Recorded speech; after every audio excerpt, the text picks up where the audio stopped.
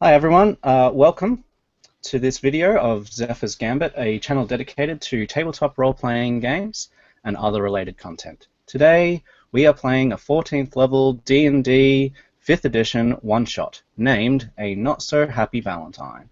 My name is Matt and I'll be your DM today. Just a quick warning that this video will contain scenes depicting violence, some minor horror themes, and may contain some adult language. Viewer discretion, as always, is advised.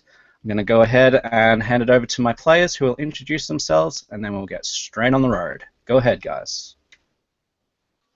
Hello, my name is Lloyd. I run the channel YarlDM on YouTube, and I'll be playing Kerss, the Anointed Blade. He is a 14th level champion fighter who fights with a rapier and a crossbow in his hand.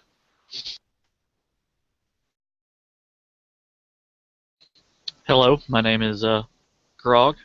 I am playing Axhammer Stonebeard, Dwarf Fighter Eldrich Knight. He has a flaming one-handed mace and has a golden shield. And I am not currently running a YouTube thing.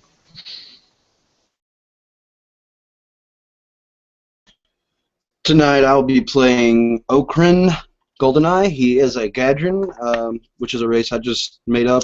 Tonight I'm just reskinning it for simplicity's sake from Wood Elf. The race has 6 eyes that they see through, and they have long golden hair and golden toned skin. Okrin is wearing some black studded leather armor. He has a quiver on his back as well as a backpack. He's pretty much just a roaming adventurer, currently seeking some sort of task to complete, some kind of job.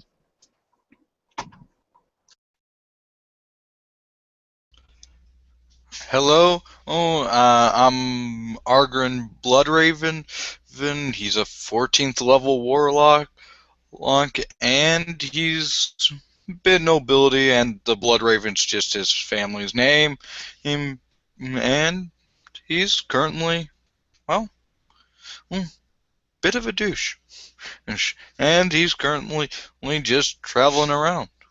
Well, there's not much else to say, except for he's trying to find a sword that fits this sheath he can just never find that works with any of them. Though, and I do not have a YouTube yet, though I do plan on setting one up later. And we'll see how this goes. Alright, thank you. So just so that everyone at home understands, I'll just read out the basic premise and story behind this scenario. Randy D. Valentine is not a nice man. Being a corrupt official, he had his fingers in just about every nasty thing going down in Askengard, as long as it would make him money. He had married young, and his wife had no idea of his involvement. One day, she found out. Being a highly regarded cleric, she communed with the Triumvirate, a holy order who sanctioned her to undertake special training to take him down. She trained long and hard, never letting on that she would betray him and bring him to justice. Vincent loved Auroranel, truly, and never mistreated her. He bought her expensive gifts and treated her with great respect, and never saw the betrayal coming. She discovered all his secrets, and learnt about a very powerful magic item he had acquired. Gauging her time, she stole the artifact and revealed the scandal to the public, who exiled him for his foul deeds, never to return. Lording Auroranel with great honor, the townsfolk spoke on her behalf to the Triumvirate, and she became the keeper of honor in the Blessed Sanctum. She protected the artifact, and powerful acolytes protected her. Feeling completely betrayed and broken-hearted, Vincent hired some very powerful figures that he tracked down after many months. People that would be loyal to the exorbitant amount of money and prestige he would lord upon them. He would guarantee their true identity would never be revealed, and he sent them to storm the Blessed Sanctum and restore the artifact, bringing a new era to the world, one surely in the favor of those he hired. So you guys can explain how you came into Randy's employ and why you are here. Okay, so the Anointed Blade, Kerss, is a a well-known assassin, known for getting the job done quickly and relatively quietly. He's not your traditional hide in the shadows. He likes to walk up to people and stab them in the eye, but he still does it in a very stealthy sort of way. He has been contacted by this Valentine because he's heard of his prowess, and he assumes he'll be getting a job suited to his talents. Yeah, Okran's actually been partnered with Kerss for some time now, and he's just kind of been following him around and watching his back, and so that's why he's there as well. He's hoping to earn some cash, some quick coin. War never changes.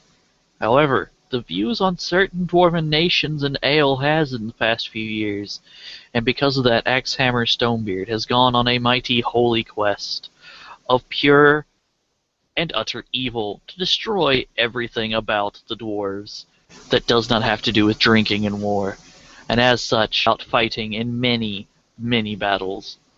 Nothing has yet to lay him low, and as such, he was found out and found to be one of the toughest dwarves around.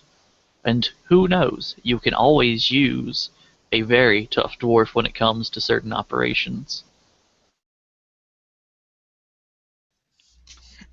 Argon and Bloodraven, and just a past partner who during one event Valentine saw exactly what Argon would do if pushed too far.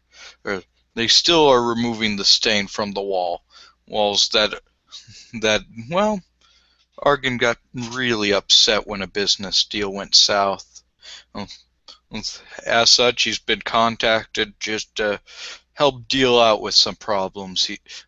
After all, Valentine helped him out a bit, especially in acquiring of the Bloodraven nobility status. So it makes sense, and return the favor. Awesome, thank you guys. So hopefully that will give you a pretty good picture of where we're at. Randy Valentine is happy to meet with you one last time if you wish. He has given you the details of his assignment, and he has promised you a lot of things. So these things include your very own piece of land. He will basically give each and every one of you a team of slaves to work this land and build a manor suitable for your prestige for you each, and these parcels of land are in very lucrative areas of any town in basically anywhere that you wish, and you know very well that he has the power to deliver on these promises. He also has a lot of gold, and he has his finger in politics as well, and he could pretty much pull off anything that any of your characters could dream.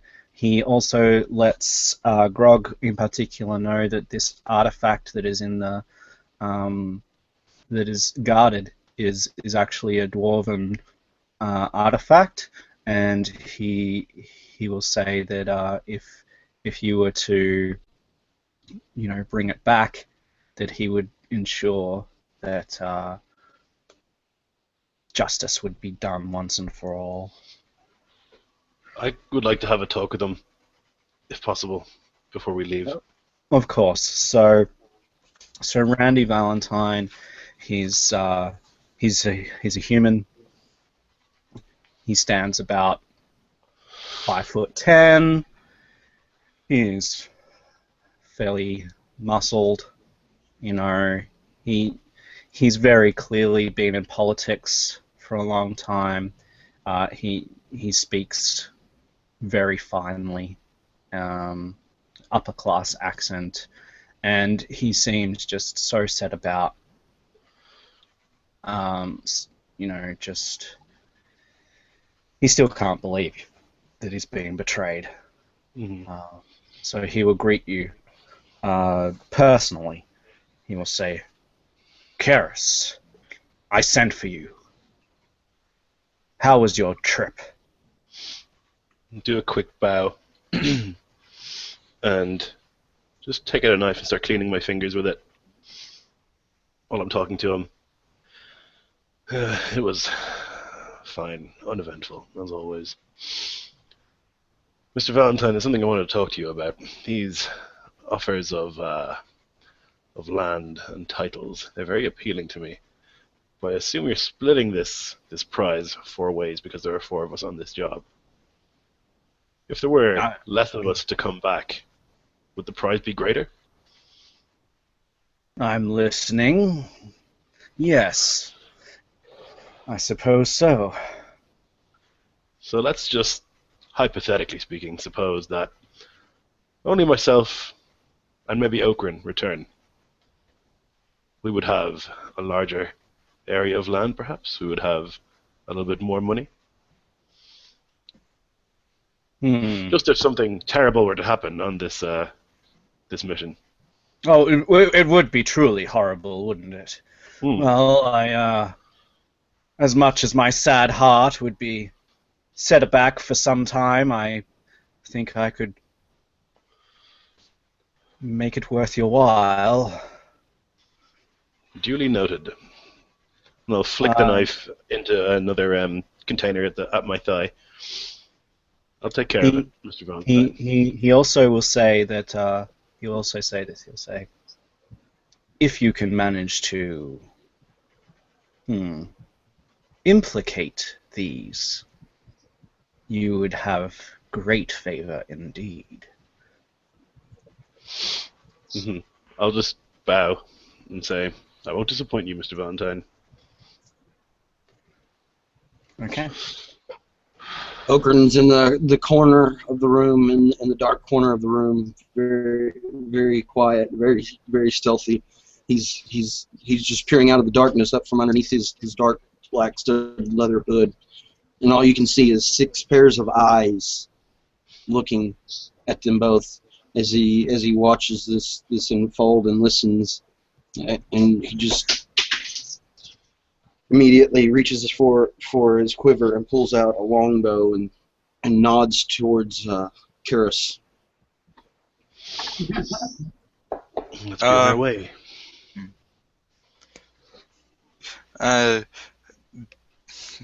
You hear the knocking of the door as Argon Bloodraven knocks.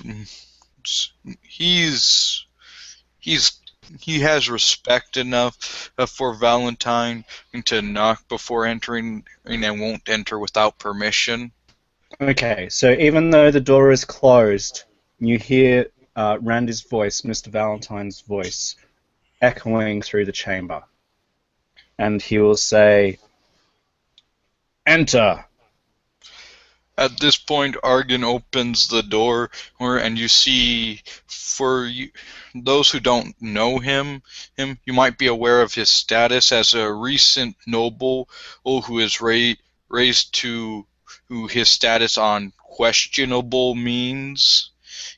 However, he has attained the status of nobility, and as he enters, he says, "Hello, Mr. Valentine. I hear you have called upon the favor I owe you." Yes. Yes, I have. Yes, I have a very sensitive job that a man of your talents might be suitable for. He's twirling his mustache, stroking the fine goatee that's sort of braided, and it's got gold clasps all the way down. Looking at him and the others that I can currently see, just with, I can see. I'm not sure if I can see everyone. And he does mention those promises you have given and the rewards you wish to give. I want no part in it. And you know me and my word. I told you I owed you a favor and I would do it. This will be that favor. And after this, we'll be even once again, correct? And Randy will just nod his head, directed down to you, and say, "That is so." Argon will nod his head and give a small, respectable bow. He's not going to bow completely, but it's more of an inclination of his head, and as in a sign of respect. And he says, "Very well then, Mr. Valentine." And he touches the shaft of his glaive, and he says, "I will do my best to help you in this endeavor." Okay. So did yeah. Go ahead. With that, Okrin just smiles, a big toothy grin at Kerss, and almost in an instant, I'm using my bonus action to dash out of the doorway past Argon and outside into the darkness. You'll hear Randy's voice just say, "Pause one moment." Argon takes a small step back, seeing this six-eyed man rush out, and his hand immediately goes for the shaft of this glaive, but he stops when Valentine says, "Stop, one moment." Okay. He says, I've stopped right inside the door. Yeah, I have one more person to introduce to you. This is Axhammer Stonebeard. And walk through the door is a what you can clearly think is a dwarf, but there's just something off about him. He's too tall to be a dwarf, but the name suggests that he is. And he's wearing full plate with visor down. It's black. Looks like it's been used quite heavily. And he just steps in. "Yes, Lord." Randy says, "Welcome, Axhammer. This is the group that I spoke of." And he gestures and he says, all of you have sent word of the items that you would wish for me to procure for you. Here they lie." And he presses his little throne that he's on, and you hear a rumbling sound, and the side wall rotates, and you will see a long table, and on this table are the items, the magic items that you as adventurers had asked of this figure, this very powerful Mr. Valentine, and you see them laid out on the table, and each of them has a nameplate, has your own nameplate, and has your title written on it, and you can very clearly see that he's spent great pains to order and have these ready for you at this moment. Very generous of you, Mr. Valentine. And I'll just very, very confidently walk over, pick up the bracers and the jeweled shining rapier, and take them, put them on. Excellent. Yeah. Axhammer Stonebeard walks up to the table next. You can see that it says Lord Commander Stonebeard on the little engraving. He just puts down the shield that he had, picks up the shining shield and puts it on, Nice. hefting its weight. You can see that as he swings it back and forth, it appears to be slightly lighter than the one that he had, and then he picks up a mace, or a warhammer rather, and looks at it and just hangs it at his belt. "Thank you, my lord." And just backs up. At this point, Argon walks up, and you notice his items aren't really looking too fancy. One's just a bag, and the other one's just a cloak. Okay, and out of character-wise, you would realize this is a bag of holding and a cloak of protection. Nice. And he just equips the bag and throws the cloak over for his already magnificent, well-glimmered robes, which you can actually see along the sleeves have a raven etched in red going around. And as he throws on the cloak, you see the cloak now covers his family's noble sigil. Yeah. And so Okrin approaches the table finally with swift movements. He takes off 2 quivers and sets them down on the table. Reaches for the quiver that you had seen there laying for him, and he takes the arrows out of both quivers and drops them in, and they just seem to disappear almost into the thing, except for one that's just always sticking up. And he reaches for a longbow and takes his own and just lays it on the table and throws it over his shoulder. And then he thinks about it. He's like, oh yeah, this is that thing. And he puts it inside. The whole longbow just fits inside of this quiver. It's astounding almost as he does this. And he just slings the quiver casually over his shoulder. Okay. He will say, as you are adorned, you may or may not get very far. If you would wish it, I can disguise you. It is up to you. Disguises how? He calls for a volunteer. Argon just walks straight up without any hesitance. He's worked with Valentine before. He doesn't necessarily trust the man, but he knows as long as he has use, he's not going to do anything to him yet. Randy just, shakes his hand, and suddenly Argon Bloodraven is a city guard. It's a neat trick. Very And well. as Argon moves, his armor clinks just like a city guard's would.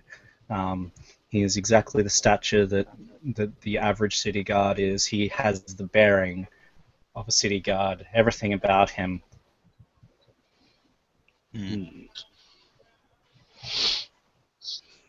Fancy. I'm going to. I'll go ahead and do the same. I'll step forward and see what he does for me. Do you wish the same?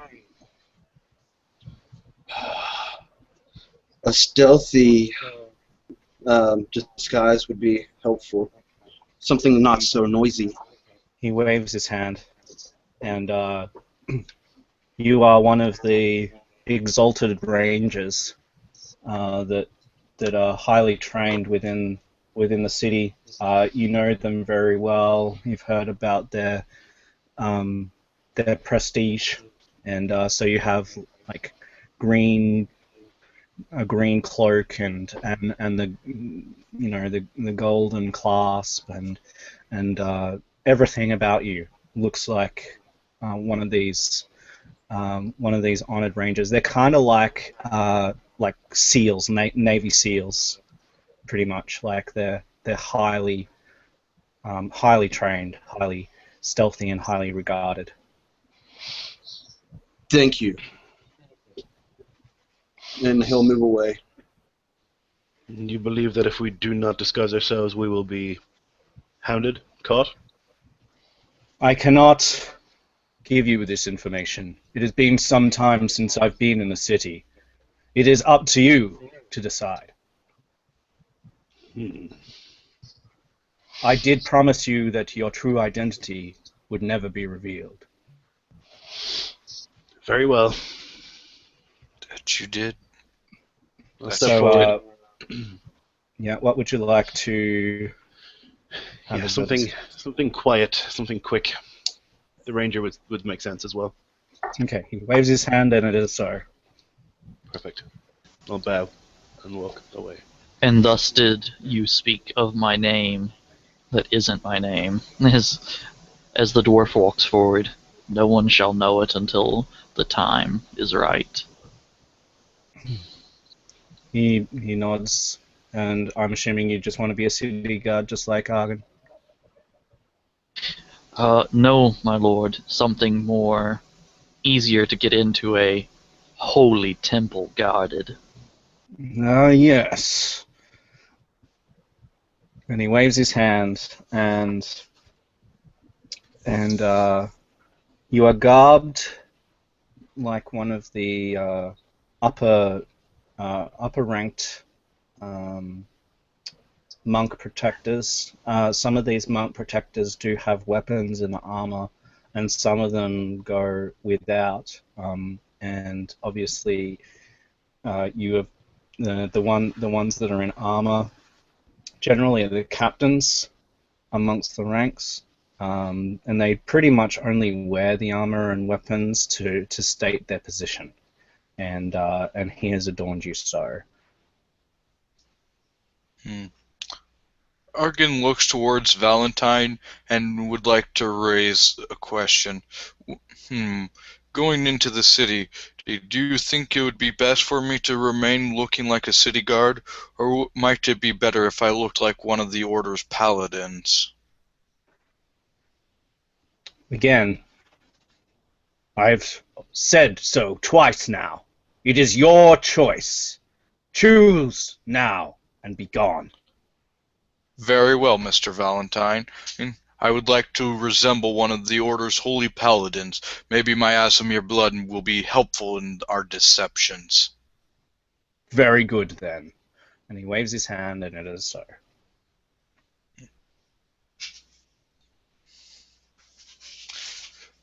Very well. At your leave. And he nods respectfully to the party, and he says, I have great hopes. And then he goes about his business. So, definitely the first one to leave. Kerss will walk with a bit of a swagger at the door, expecting the others to follow him. Yes, Okrin, as always, will follow him from the shadows, staying to the darkest places as we travel, as best he can. Excellent. So everyone will know the way to the temple, and you will know he will have given you basically the regiment orders that he has somehow procured that tells of the rotations of the guards, all of these things, and the security is flawless. You can see no gap in, there's even overlaps in the changings of the guards. The guards are all highly trained from a particular training facility within the town. They're all highly regarded, and so if you want any information about guard rotation and placement within the temple itself, you can go ahead and ask, because I can just let you know what the information tells you, rather than me trying to jog my mind about each and every aspect of it without you asking. But pretty much you'll know everything there is to know. You'll be able to get through the town without being questioned, and anything you want to do in town, you may do so, and you'll be able to get basically to the foot of the temple, and then how you proceed will be up to how you guys roleplay. So go ahead and let's see what happens. So, gentlemen, I think what we need to do, I have some experience in this, is do some recon, see what the place looks like, what the doors are, where they are, how we get in unnoticed. We want to kill as few people as possible. We want to get in, get out, not make a scene. Argon nods his head, crossing his arms, leaning against the wall or corner, kind of trying to keep an eye on everyone, even the very stealthily six-eyed man. He's still not aware of exactly what he is. He's looking around at, however, he looks back to Kerss and he says, "Good plan. However, do you know how many guards we can expect per rotation, or if we're unlucky enough and have to fight our way out or in, how many there are in those dual shifts?" Okay, so you'll have a look at the information. So the palace, the temple itself is pretty much like a rectangular setup. On the short side, pointing towards the center of the town, is the entrance.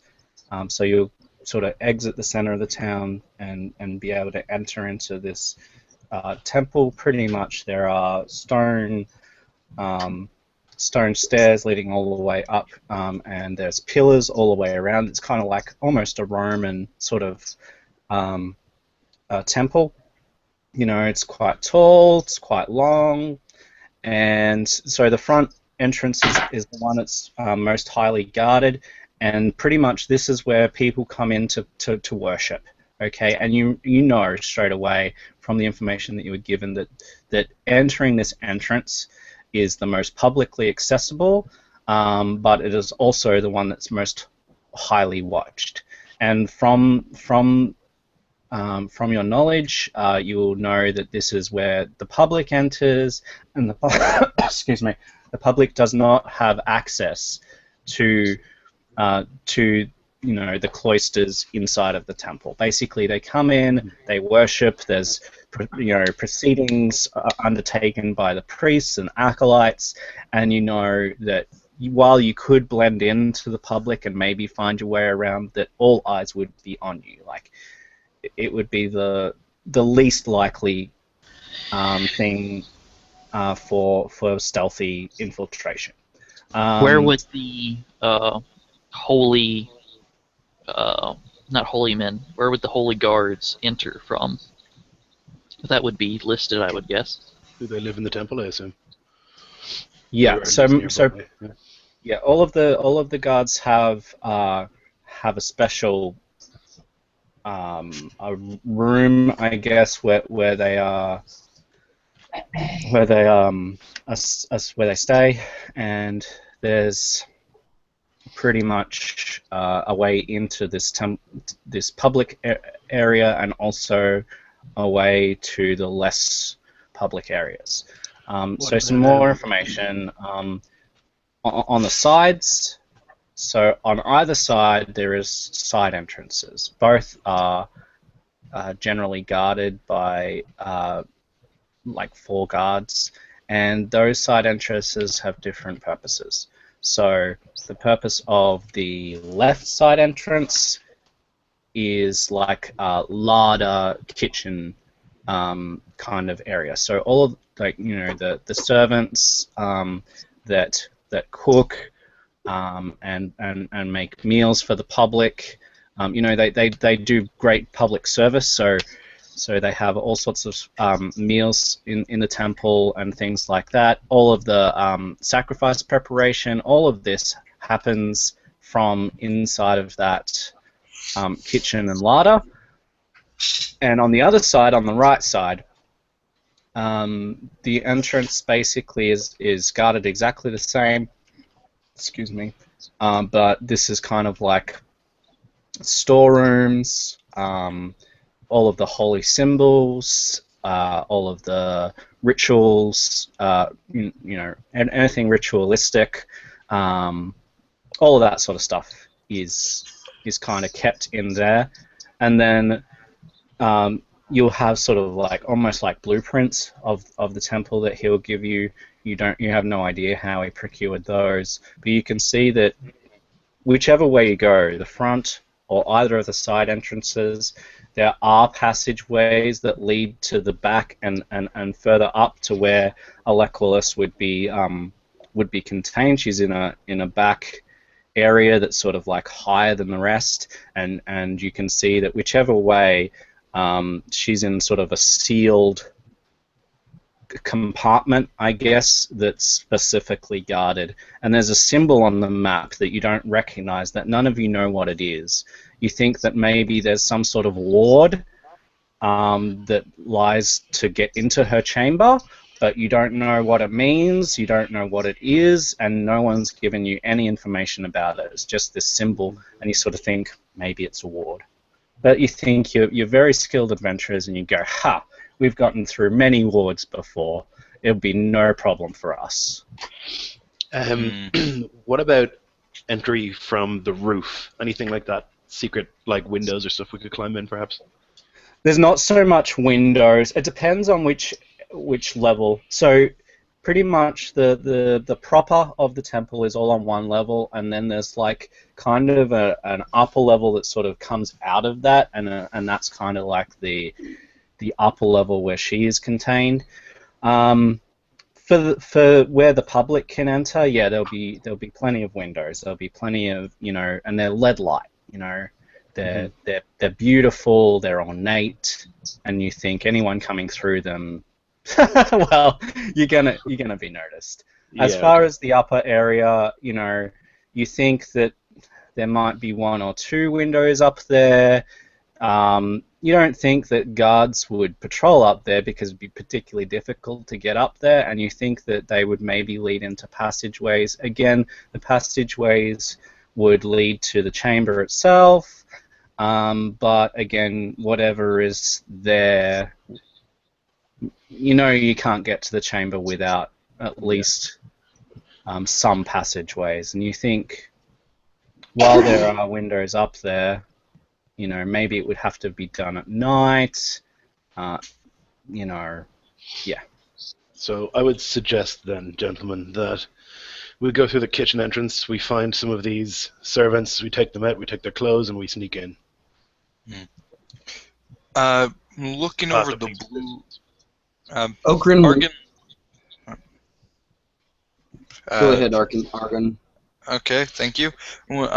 Argon, in looking over the blueprints, is trying to discern where weak points might be, if there's a cellar or a basement that might go underneath. I can't think of her name, but underneath her chamber, and if possible, maybe they could get that roof to collapse, get her to fall down.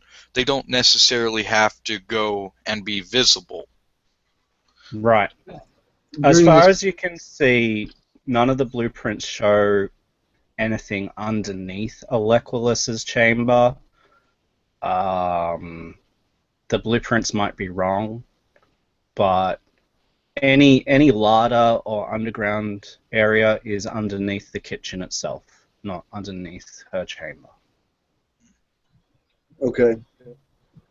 So, hearing all of this, now disguised as a wood elf ranger, the six-eyed man just slides out of the shadows, places his hand gently on Axhammer's shoulder, and leans into everyone and says, "How about we take the right passageway?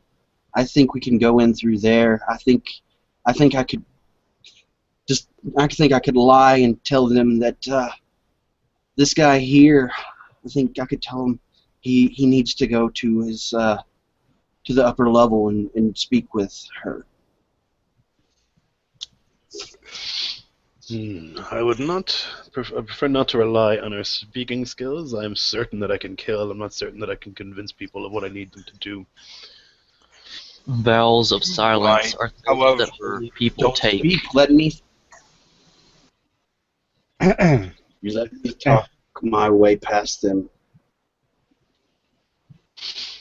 I don't know about you guys, but I've been noted to be fairly good at talking with people. Well, so we might be able to do it. And he says, even though he even though he has the standard issue mask or helmet of a paladin, and you guys can almost feel the smirk forming on his face as his demeanor screams. He's confident and to the borderline brink of arrogance that he can convince them. Nice. I like it.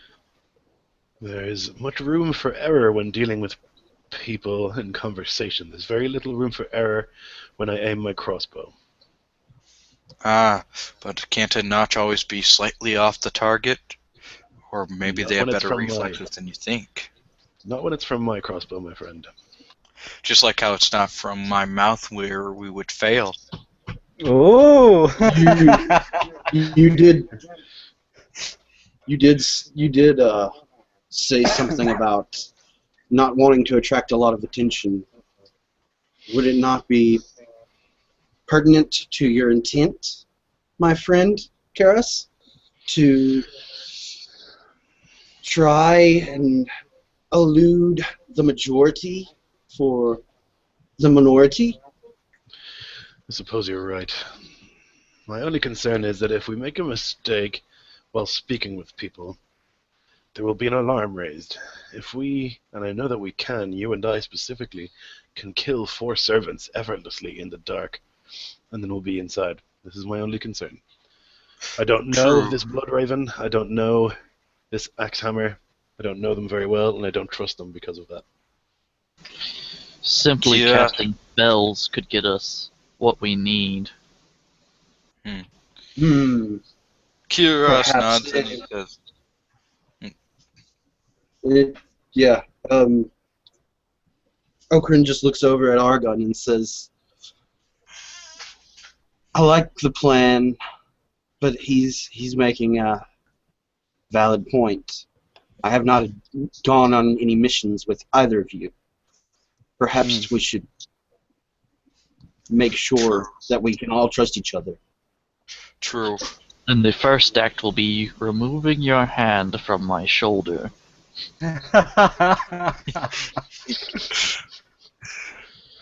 Instantly he does this and sneaks off into the shadows again. Better. Much better.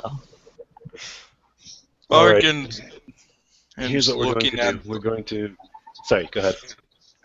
Argon's just gonna give him a nod and basically lifts up the visor so you can see his face. Something you've realized he's actually never shown anyone for a long time. Yeah. And you see the angelic features of an Axhammer. You can see golden hair, not blonde, not yellow, but something that actually looks like it's real gold. And you notice he has eyes that are the brightest shade of pink you've ever seen. And he looks at you, and they look like they are forged out of gems instead of just a color. Whereas he looks at you, and he says, here's my face. It's something no one has seen in over 10 years. I'll trust you with it.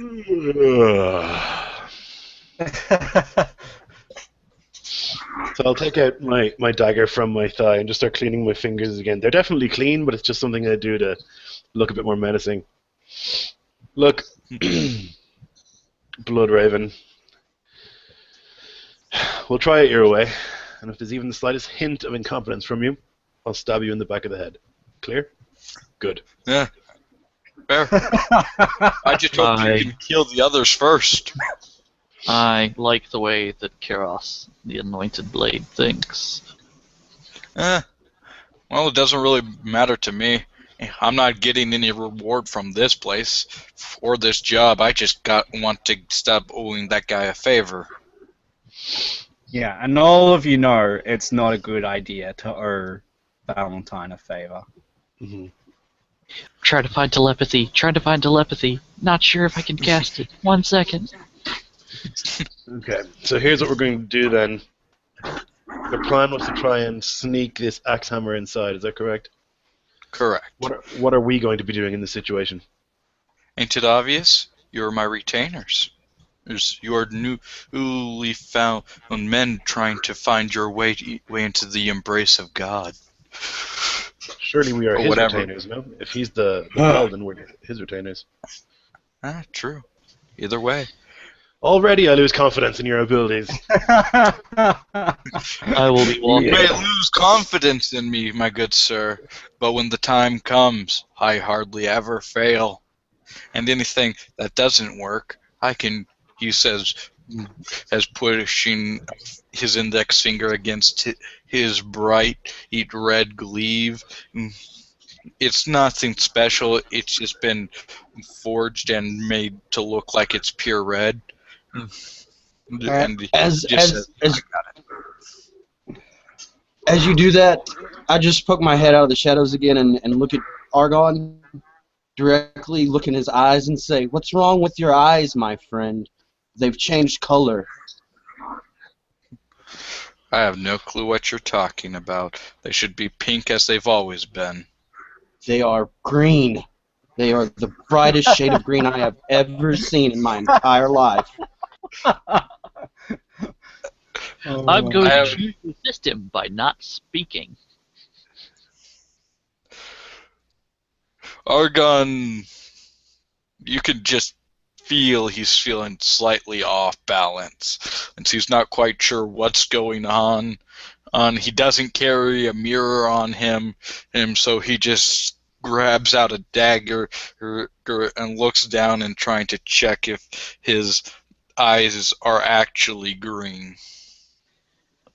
I would prefer we simply pass without trace, as is my magical ability. We can all sneak at that point. We can all do this quietly, carefully, and we can do this readily. That was a Alright, 26 so let's to make a deceive. decision. And a 26. Yeah, well, that's cool. He's already role played it. Yeah. He's looking into the dagger and he's saying that they're not green, but he believes that you think that they're green. All right, He look, I'm thinks sick to himself, colorblind fool. I'm sick of dawdling. Inaction bores me. Let's get moving. Yeah, let's do something. When shall we leave? Night or dawn? When would a paladin usually arrive? I would imagine in the daytime. Certainly not at night. Mm-hmm. On the dawn. What time is it currently? So he's called you sort of in the early evening or sort of afternoon. So it'd be like 5 p.m. just when the shops were sort of beginning to close up, and it wouldn't be noticed. Yeah. So, okay, we'll need to wait for tomorrow morning if this is the case. I don't want to wait, so let's just sneak in, murder some people, and get the thing. Yes.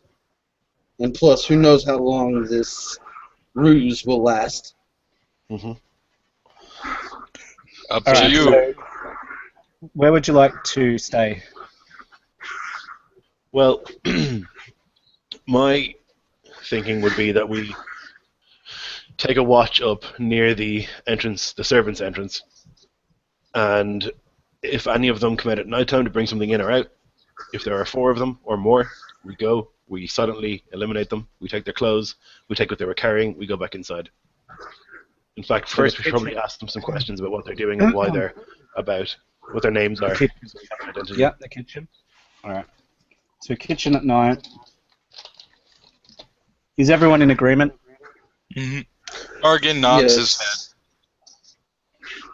head. Okay. So Yep. you were able to come up alongside the temple. Now, basically, there's shops, there's private residences, there's trees, there's shrubs, there's all sorts of things down here. The temple is rather large, so it covers a fair bit of area. And something I didn't mention before is that the temple kind of it fords a little. I don't even know if it would be like a river. It's kind of like the Thames, where where there's like waterways Mm-hmm. through this town, and Like a the canal? temple fords this waterway. You know that there's no, it's solid stone all the way around this thing. So you know that there's no way up underneath the river, which is why I didn't mention it. But it's an interesting feature because this waterway keeps on coming around, and so you've got like some boats, the whole Spanish kind of gondola kind of boats that sort of take people from one end of the city to the other. Generally, that's quicker than walking because the streets are like labyrinthine, and so that you've got that, you've got some shrubs, you've got some private residences. They're higher up. They're not nobility here, but they're certainly fairly wealthy people that live up here near the temple. It would be temple acolytes, it would be city guards, be all sorts of people like that are a little bit more well off than commoners that are living up here. So that's kind of what you see, and the road itself that leads past, it's fairly wide. It's well paved. This whole section of the city is quite well to do, and the entrance is guarded by, like I said, it's 4 guards. That it sort of juts out. There's like an overhanging piece of stone, and it's got like 4 pillars, 2 close to the door itself and 2 jutting out. So there's 2 guards in front of the pillars, and there's 2 guards by the door itself, and they just stand there and guard. And there's a tiny little sort of door off to the side, which is obviously a guard exit in and out of the building. And at the specified times, guards come out, they walk forward, they walk up and down the street, they come back, and then the guards that they're relieving then go from their position back into the door. So there's no one ever going into the building before more come out, if you understand my meaning. Yeah. Okay, well, can we make sure that we wait for a time, probably just after the guards have changed, maybe like an hour after the guards have changed, and then what I think would be the best approach is myself and Axhammer approach the guards. We have Okrin and Bloodraven in position, and then a simultaneous strike. Myself and Axhammer put a knife into the throat of the 2 at the guards. The other 2 are taken out immediately by the other 2 with range attacks, and then we dump their bodies into the river. Okay. So yeah, this seems like a feasible plan. So you wait until about an hour after the change of the guards. This will be about 1 a.m. in the morning. They change at midnight.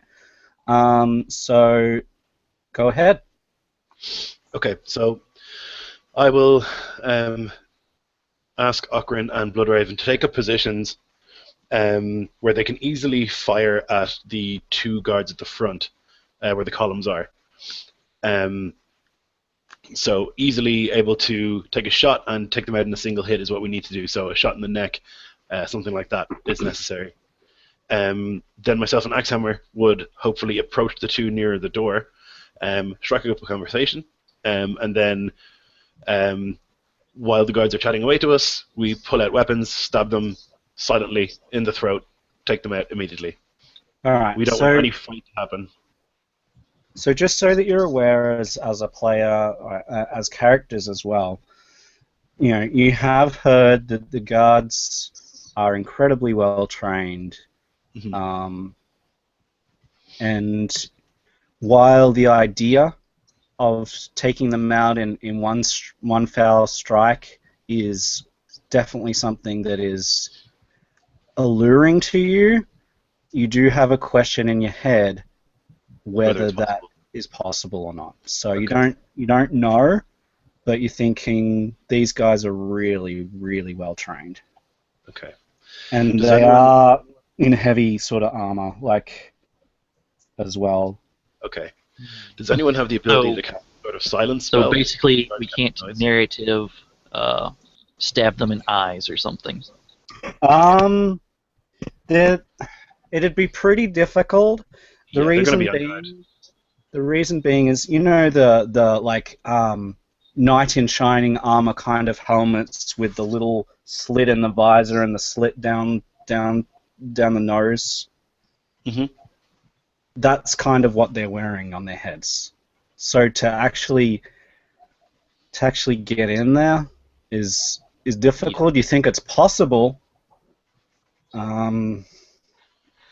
Okay. I see what you mean. I've got an idea. Okay, go ahead. I cause a scene, shoot one of them, and run off, allowing y'all to get in. Distractions are good. There's the lots of concern- possibility for distractions. I think the only concern with Also, that plan is, right, if they make noise, can- they might call the guards from inside out, and we'll have Well, I twice too can many guards cast to deal with. silence, and they can't call or do anything while there, and we just That's a very good idea. the living shit out of them while they're there. If you can put silence over the two guards at the door, then if How we can far are they spaced apart? Because I need to know that. It's not very far.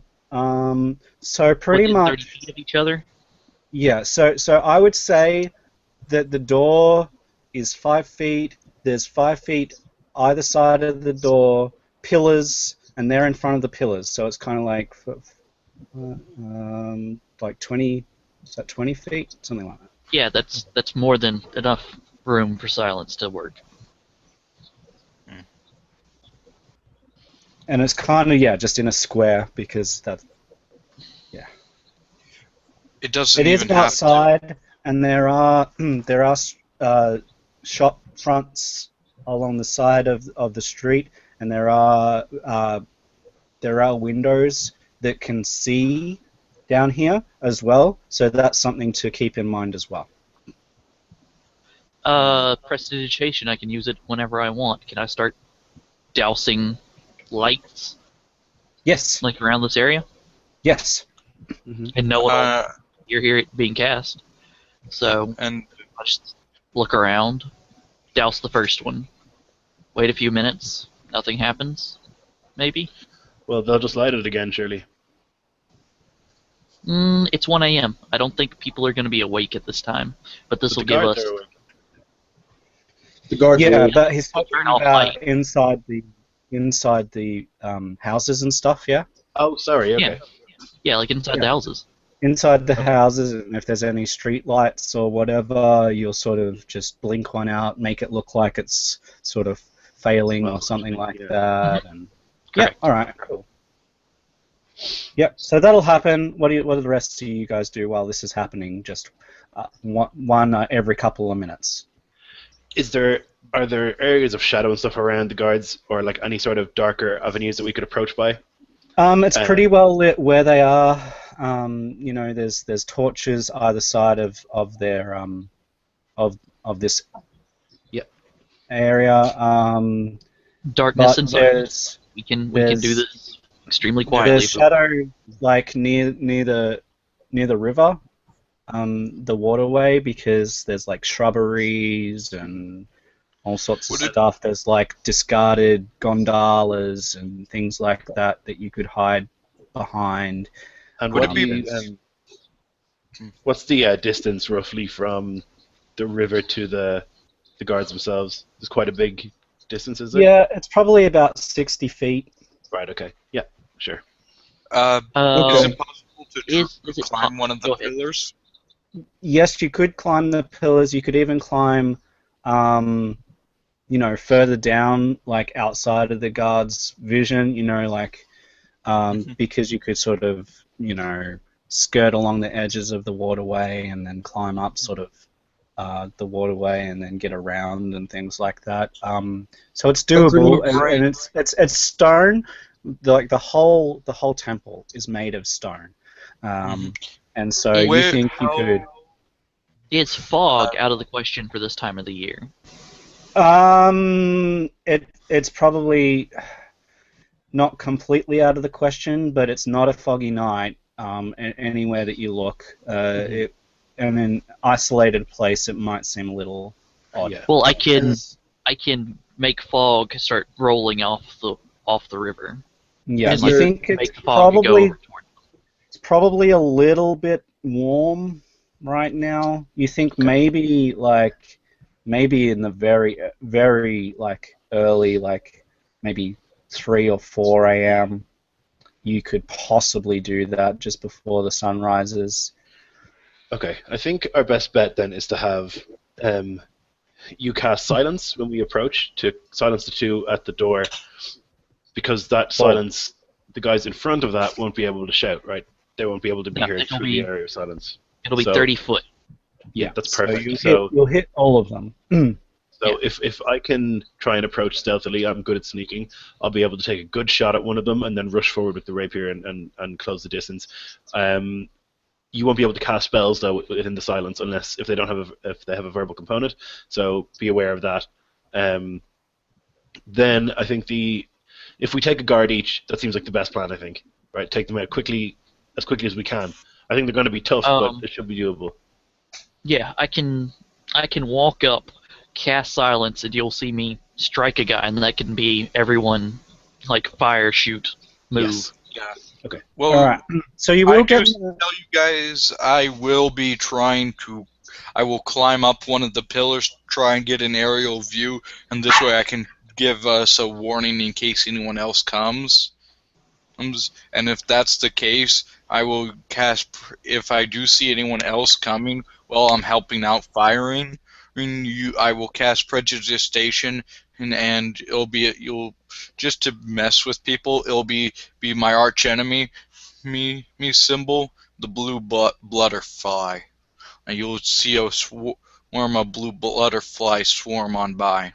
Okay. So I'm gonna retcon that one thing for you, all right? Because you guys are well skilled, all right? So I'm gonna argue that you guys would have set up some distractions, maybe hired a very poor little boy to push over a cart or something down the end of the road just in case anyone came near, and because you paid him so well, he's not going to ask any questions. So you believe that if anyone was to come, that there would definitely be some distractions down at the crossroads, and you think that it'd be enough time for you guys to do what you need to do.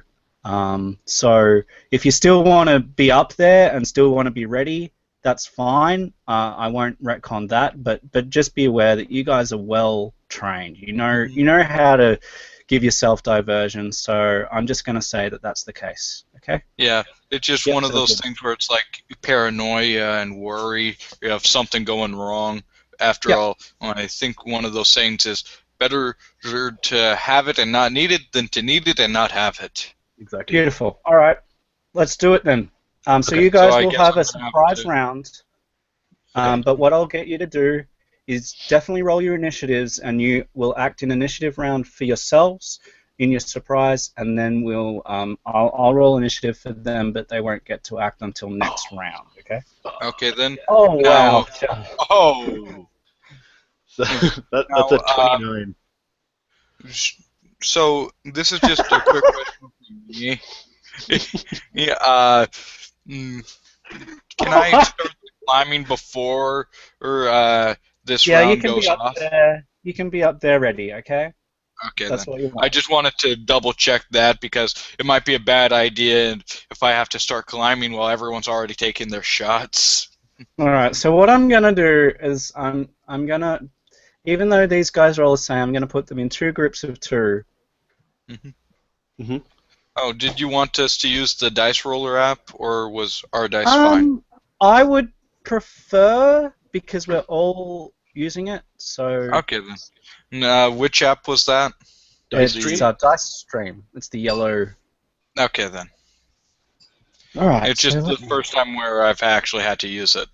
No, that's okay. I use it in all my games as well. Everyone's rolled on it, so that's why. So my okay, yeah, initiative that's fine. is 25. That's 25. Okay. I have a 4. 18. Grog is 18. I knew I shouldn't have gone with this. 12, and Arceus is 4. Yeah. I do have a quick question because it is pertinent information. Will assassinate also double my? Do I have assassinate? Yes, I do. Make sure. Well, yeah. this is a Will it surprise also round. double? Yeah. Okay.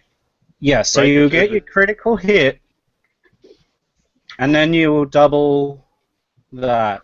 Is the way I understand it. The sneak attack damage, I think you're asking, is that right? Yeah. It should do, yeah. When you critical hit, all the dice you roll are double. Are doubled. Yeah. All right. That's So I'm gonna just say that the silence has gone off. All right, and that was your trigger to roll initiative. Okay, so the silence is now there. Is there a save for that, by the way, or something? No save. And I actually get to hit him when I cast it as well. Okay. Well, My, do you want to? Eldrich Knight. Well, can I just argue that the silence goes off, then we do our round of initiative? Okay. Is that okay?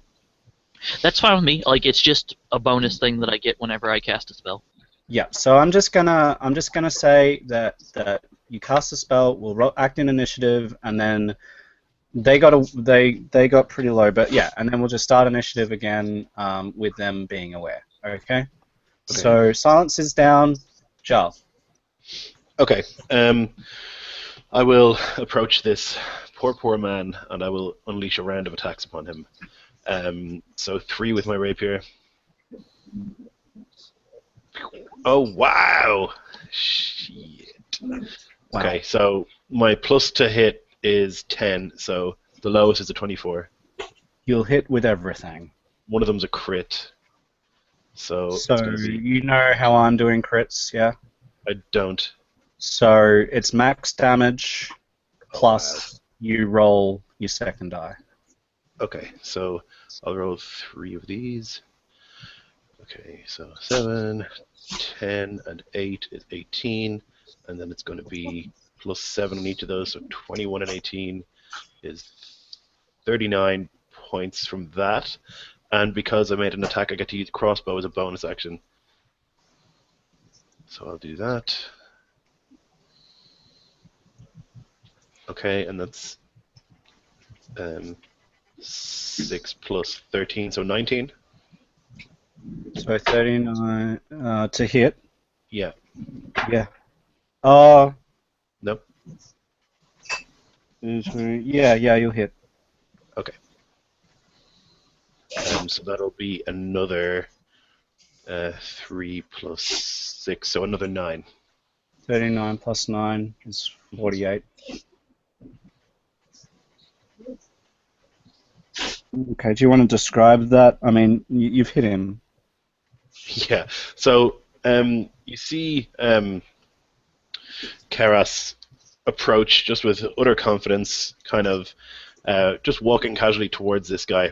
And as he approaches, he just whips out his rapier and just with a series of quick thrusts finds weak points in the armor. One in the armpit, one just inside the gorget, and one between the thigh and the crotch area. And then, having done those attacks, he flicks out his hand crossbow, shoots point blank, and hits him again in the gap in the armor here, where the arm is, and then just swiftly reloads the crossbow and falls into an on guard sort of position. Okay, thank you. And next we have Grog. I'm gonna make Oh, I'm gonna make my attacks.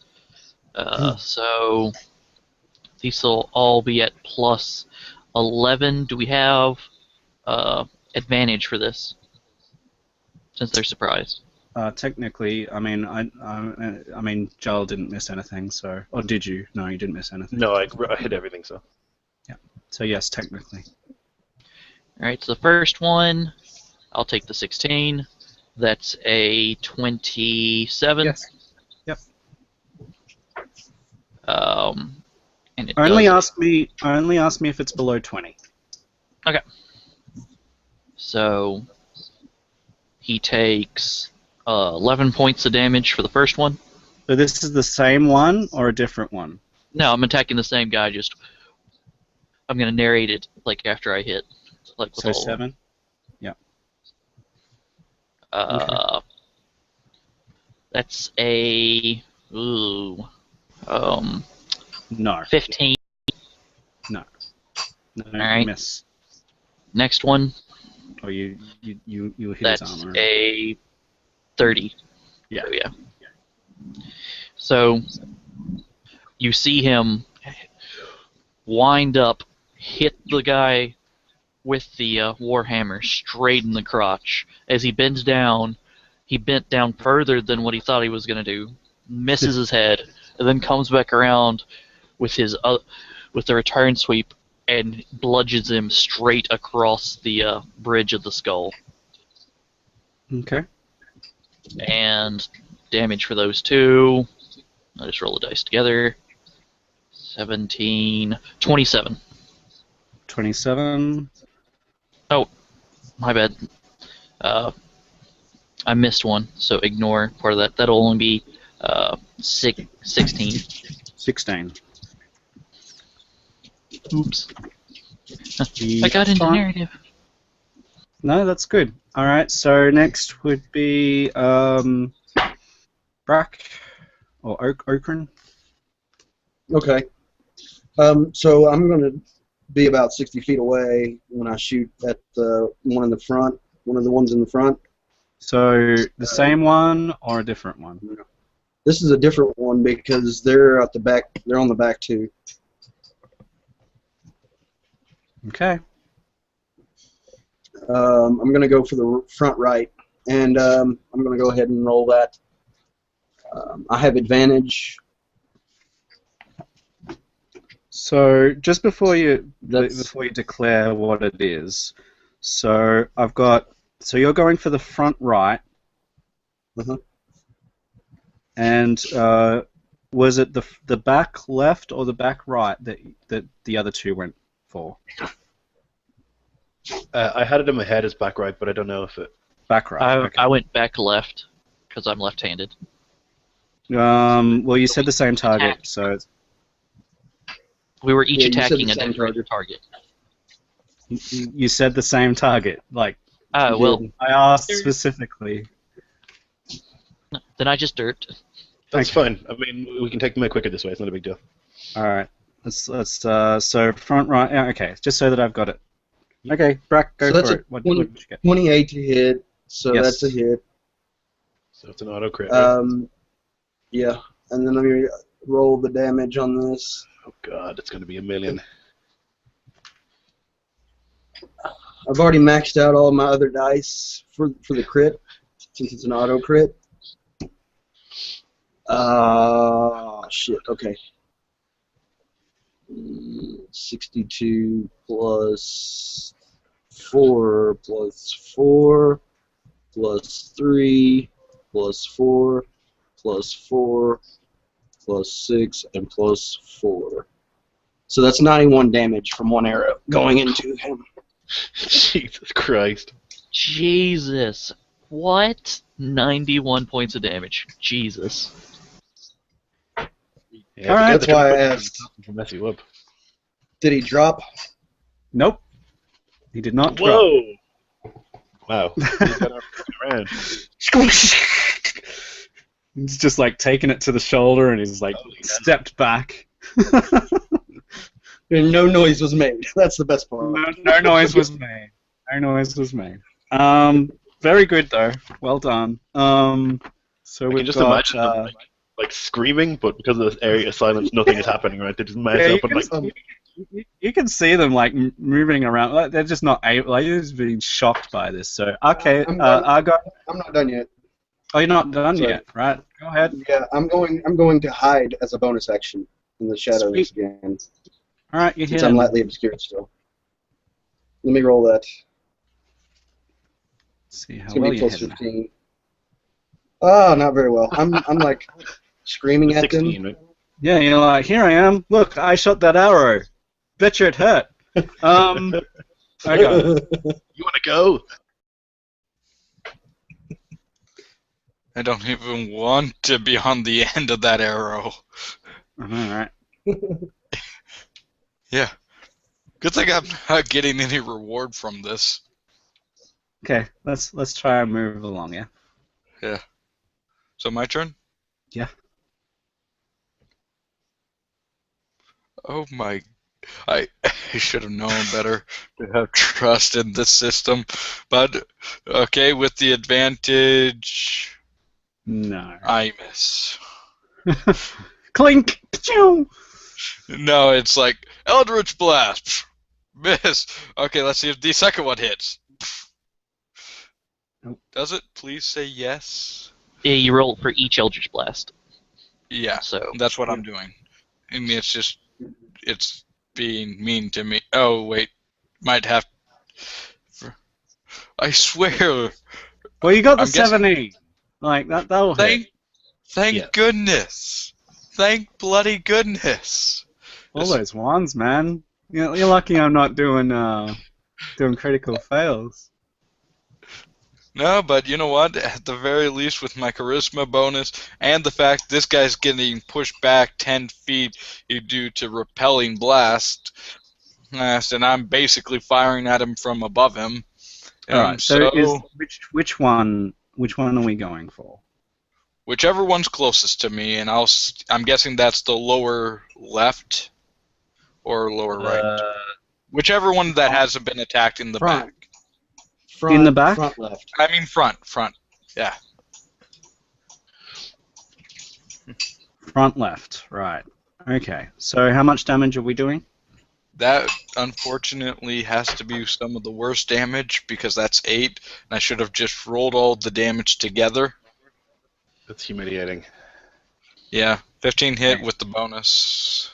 15. Bonus is a plus Can you 4, cast so... that spell in the silence? Yeah, it has no he's not in the recording. silence. He's back away from us. Yeah, Mhm. he's up Okay. up and away. Okay, yeah. so 15 would hit, and I'm just going to roll for the last Eldritch Blast before I deal damage. All right. And... Yep. Oh, at least... Oh, wait. With the bonus, so that's 8... Wait, are these counted as automatical criticals or just advantage? No, that's just the assassin has the automatical critical ability. Okay. Okay, then. I wasn't sure on that one, so... 22 damage from the other 2 Eldritch Blasts. So 30 total. 30 total. Okay. So, what does the Eldritch Blast actually look like? Do you have it skinned in a certain way? You know what, I will. It's kind of... It's black for the most part, but it kind of has a blood red core that kind of seems like it drips down to the outer part of the blast. Nice. Just as if it's blood running down it, and to kind of represent the fact this is from the fiends. It's giving me their power. Awesome. I like it. All right. So that was our surprise round. Now we've got the actual round. So, Jarl. Okay, so figuring that this guy has, after taking a serious beating and is still standing, I'm gonna attempt the same thing again. We don't have advantage now, right? That is correct. Okay, so I'll roll my 3 attacks with the rapier. Okay, I've got a plus 12, so the lowest is a 19. You'll hit with everything. Excellent. Okay, so it's 3 of these. They Wow, might be okay. well trained, but so are you. Yeah, my accuracy is ridiculous. So 21 and 9 is going to be 30 from that. Yep. And then I will use my bonus action to attack with my crossbow. I'm going to take -5 to my hit to possibly do a plus 10 damage. Okay. Oh, that's a bad choice. So I think I miss. Yeah, you missed. Yeah. Okay, I'm going to action surge to attack again. Another 3 attacks with the rapier. Okay. Because I'm worried about these guards. They're taking a beating, man. They Like, really are, yeah. Okay, 19 is a crit because I'm a champion. And then the 11 will be a 22, that'll and hit. the 16 will be a 18. Or the 6 will be an 18. So that one won't hit that Okay. final one. So it's going to be 8 plus 2d8. Okay, so that's 18 plus 14, whatever that is. 18 plus 14, so 32. 32. Yeah. Okay. And Cool. he's just still alive. Unbelievable. He is. This man is made of steel. Your rapier just finds 100 spots in his arm. It's like, Uh-huh.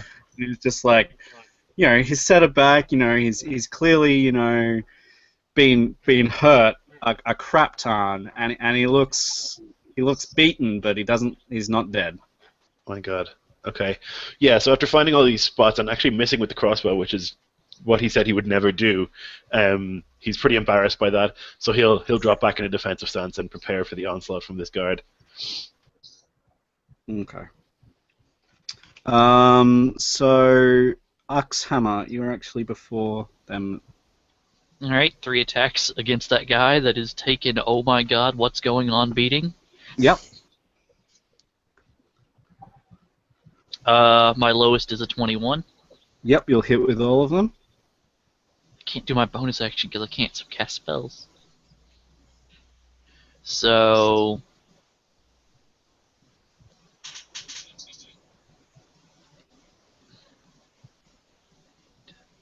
32 points of damage.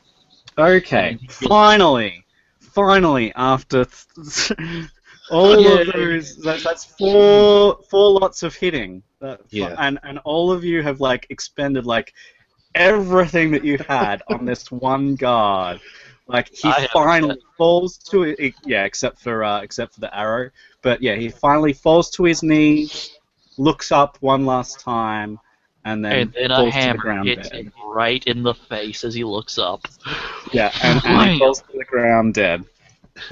What Stay kind down. of weapons are they using? These guards. So they have they're just unarmed. They've got fists. So they've just got these massive metal plated armor and stuff, and the gauntlets are especially huge, and it looks like they're made of some divinely glowing metal. They've got divine runes on all of the intricacies, and it's quite intricate. And there's divine runes on the shoulders and divine runes on the thing, but they're clearly human underneath. Okay. I'm going to spend an action surge, move over to the other guy at the back, and I'm going to repeat the process. Okay, so we've gotten the back right guy's dead. So you want to go for Now the we're other going to the back back? left. Yeah, so he hasn't been hit yet. We should probably focus fire, guys. Going to try to create a situation that he can get flanked by Kerss. Here's my 3 attacks. He's at the back, so he's right up against It's D10s. the wall. Don't need that. Need D20s. D10s will never hit. So my lowest is a 22. Yes. All of them hit.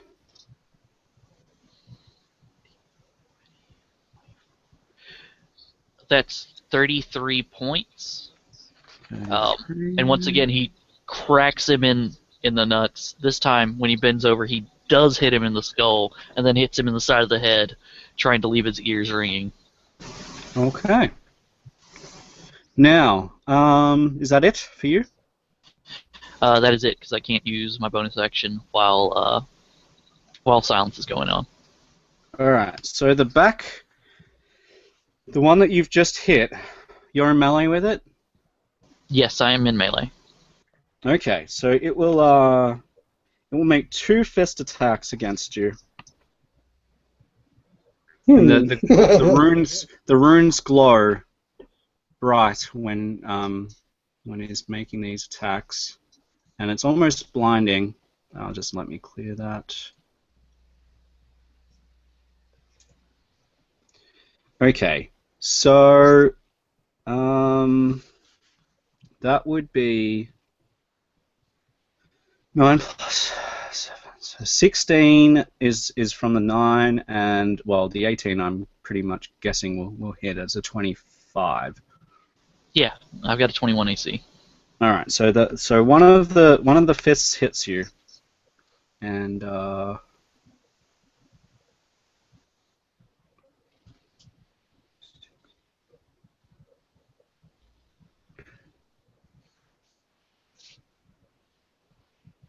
I'm gonna do 7, 8, 11, 15 bludgeoning damage with that glowing divine fist. Ouch. Divine fist, he said. Yep. I like that. You've just been smacked by a divine fist. I've heard that somewhere before, Matt.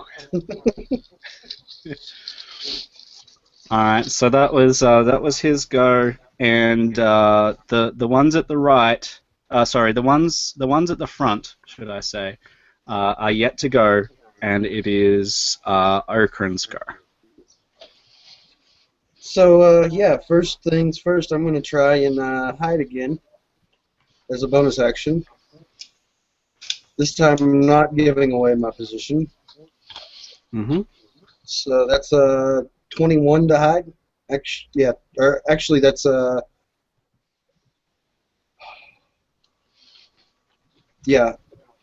actually that's 25 because of reliable talent. Okay, Oh, wow. so you're hidden. And then I'm just going to take another 5-foot step from where I'm at and try and shoot again. Okay. Probably won't get assassinate this time, but No, I mean he is aware of you. yeah. But if you're hidden, you get advantage on your attack anyway. Yeah. And if you have sharpshooter, you can do the thing I did, the -5 for +10. Yeah, I don't think I will. So that's 23 to hit. Yes. And I'll do the dice now. So this is going to be plus that. And then add that. Okay, so let me tally that up real fast here. Is this against the same one that you hit before? Yes. 8 plus 4 plus 21 you have 4 on the screen there. plus 5. Yes, 21 damage. Plus your modifiers. I've already factored those in with the plus 6. Oh, plus the 6, so I didn't add that. That's what I meant. 27.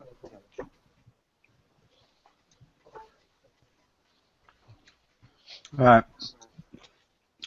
So that was another arrow? Yep. Alright, so the arrow hits him in the chest. He seems staggered, but he's still up. Arceus or Argon? Let's hope no one's this time. Oh, okay. So my best one is a 14. The worst one, you mean? Worst one. Yeah. The 14 won't hit. So What's but- the 12? 17. That one won't hit either. So the 17 being a 22 hits, I guess. Yes, it will. Oh, almost maximum damage. Yay. 16 for the one I already hit. So visually, the one that you rolled a 17, you'll see the divine glow of these runes glow as the blast got near, and it will sort of dissipate the energy. Is how that looks. So how much damage is that? 9. That's 9 plus 8, so 17. 17. And I look down, and you can kind of feel. I'm not sure if he's pretty sure. I'm pretty sure he's nowhere as I am. I'm on top of the pillar, and I look down, and he can probably feel my bond with the fiend through the pact. And that was the one that you attacked before? Mm-hmm. Correct. Yeah. I take my finger, point at it as if it's glowing as it glows, and I'm just describing this attack. And with my thumb, I basically do the slashing motion with my across my throat as I blast him and hit him with the final one. Okay. And he gets pushed back another 10 feet. Okay. Cool. So, it's their go. It's the two that are at the front. So, we've got one, I think, is... Are either of them in melee with anyone at this point? I don't think so. I know that I'm unengaged anyway, because the guy in front of me died, and then, yeah, I'm unengaged. Okay. And the one already died. Okay, so we've got two there. So they turn, and one will attack you, Jarl, and the other one will attack Axhammer, because he was the one that felled his, well, you know, not felled, but he's right there. So I've got, make sure it's all cleared. So again, it's just this the same fist. So Jarl, we've got that the 13 is a 20, and the 17 is obviously 24. So that's 2 hits. 2 hits. Okay, so clear. Oh. 11, 13, 14, 18, 20, 24, 26 plus 8 is 34. Bludgeoning damage. Divine Fist. Or just Christ. Yeah. And the 2 attacks against... Well, that's a natural 20 and does 18 hit? No. So the natural 20... So that's 4, so that's 24 multiplied. 24, 26, 28, 30, 31 plus 8 is 39. And you can just feel the divine fists sort of pounding into you. Jesus Christ, I'm going to have to heal myself. And something that you notice, everyone, is that on their turns, the divine glow of these runes spreads up their skin and starts to heal up some of their wounds. Motherfucker.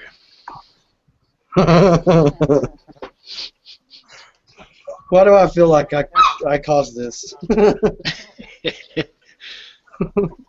Yeah, we should have talked to those guys. We shouldn't have just run in. Okay, anyway. It's me again, right? Yeah. Okay. So this fucking a-hole in front of me. What I will do is I will release another flurry of attacks against him. But first I will whip the blood off my blade and kind of look disdainfully at Bloodraven as he continues to miss his blasts. I'm like, dude, we need a hand here. I'll make my 3 attacks with the rapier.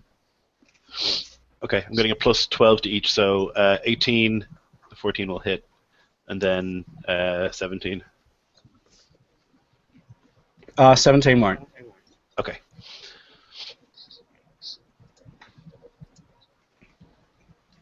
Okay, so 13 plus 7 at 7, 21. So 13 plus 21 is going to be 33. 34. Okay, describe how you kill him, because Oh, thank he's God. dead. So this guy has rushed over and he's kind of He's punched at me with taken this a big lot of fist. damage from the arrows. Yeah. Come on, hurry up. So yeah, he's kind of swinging his fist, but you can see that the arrow or the bolt, I'm not sure if it's an arrow or a bolt, but it's lodged like really, really deep in, and every time he moves, it seems to make it worse. He's kind of grimacing with pain as he tries to punch me. And then I take the hits, and then I kind of leap back and kind of in a fencing stance, just really quickly stab him right in the throat where he's got no protection, and he gurgles to the ground. Then, seeing this, I will flick up the crossbow and fire at the nearest one that I can see.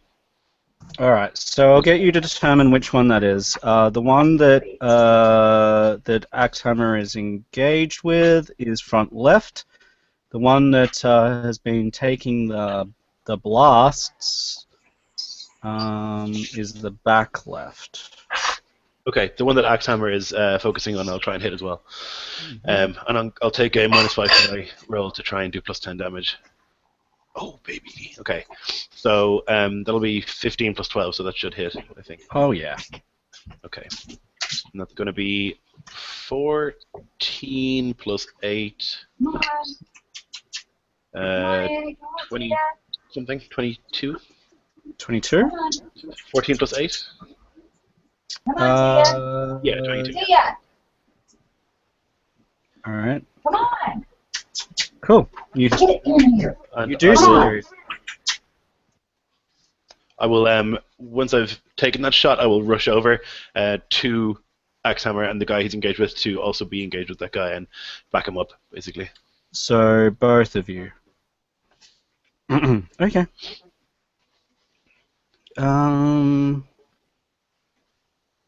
Sweet. Well, we're back to Axhammer.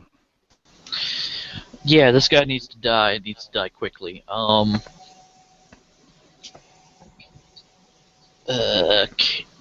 can't do that because it's silent. I was gonna make it dark to give me advantage. So instead, I'm going to swing at him 3 times. The lowest is a 20. Yep, all of them hit. So it's I won't give you the magic number. No, we'll just keep going like this.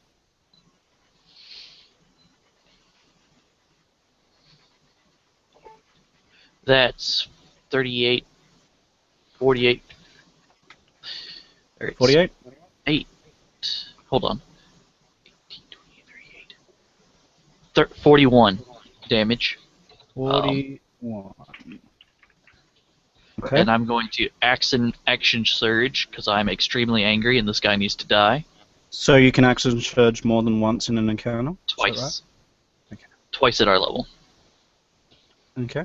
Unless I'm I reading it haven't wrong. run an adventure at this level before, so Yeah, it's tough. There's a lot to take note of.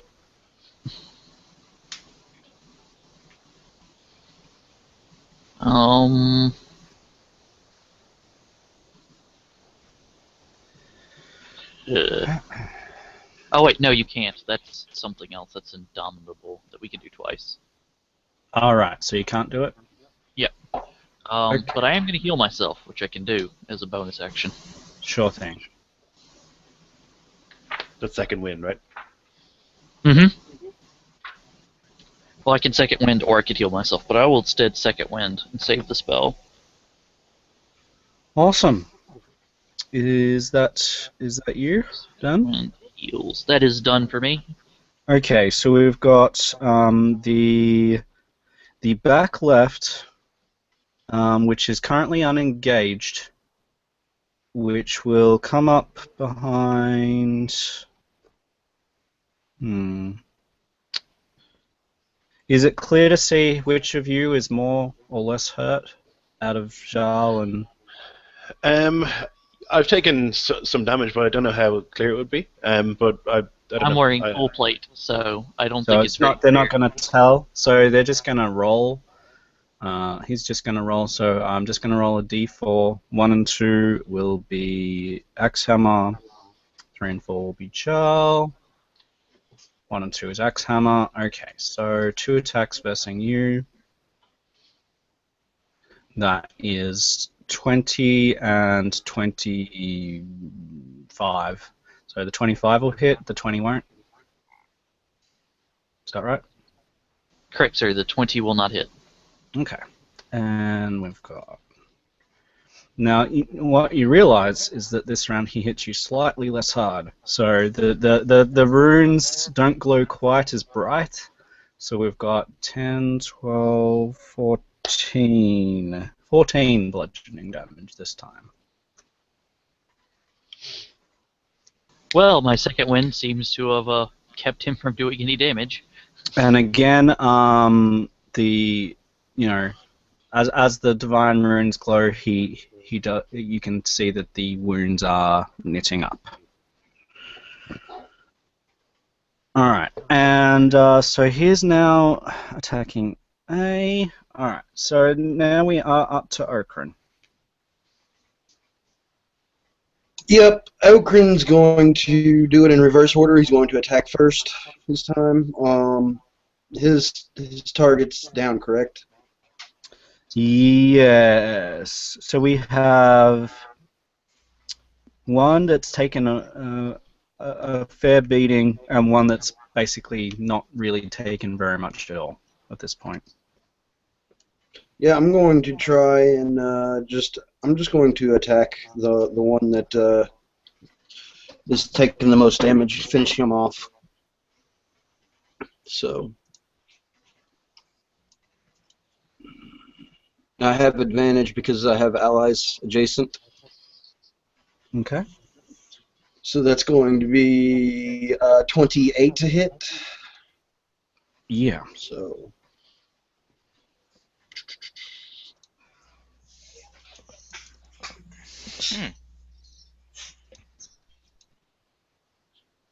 Damn, that's a really good roll. So 7 plus 5 plus 4. Yes, I have to do this every time. I'm sorry. It just makes it easier. I'm not the best at math. Neither am I. It's all good, man. Like 29 plus your 35. stat. 35. Yep. It's one of the issues with higher level games, I think. Like, I love playing higher level games, but when I ran the level 20 adventures, they take a while in combat, everyone has to add their dice. Yeah, that's okay.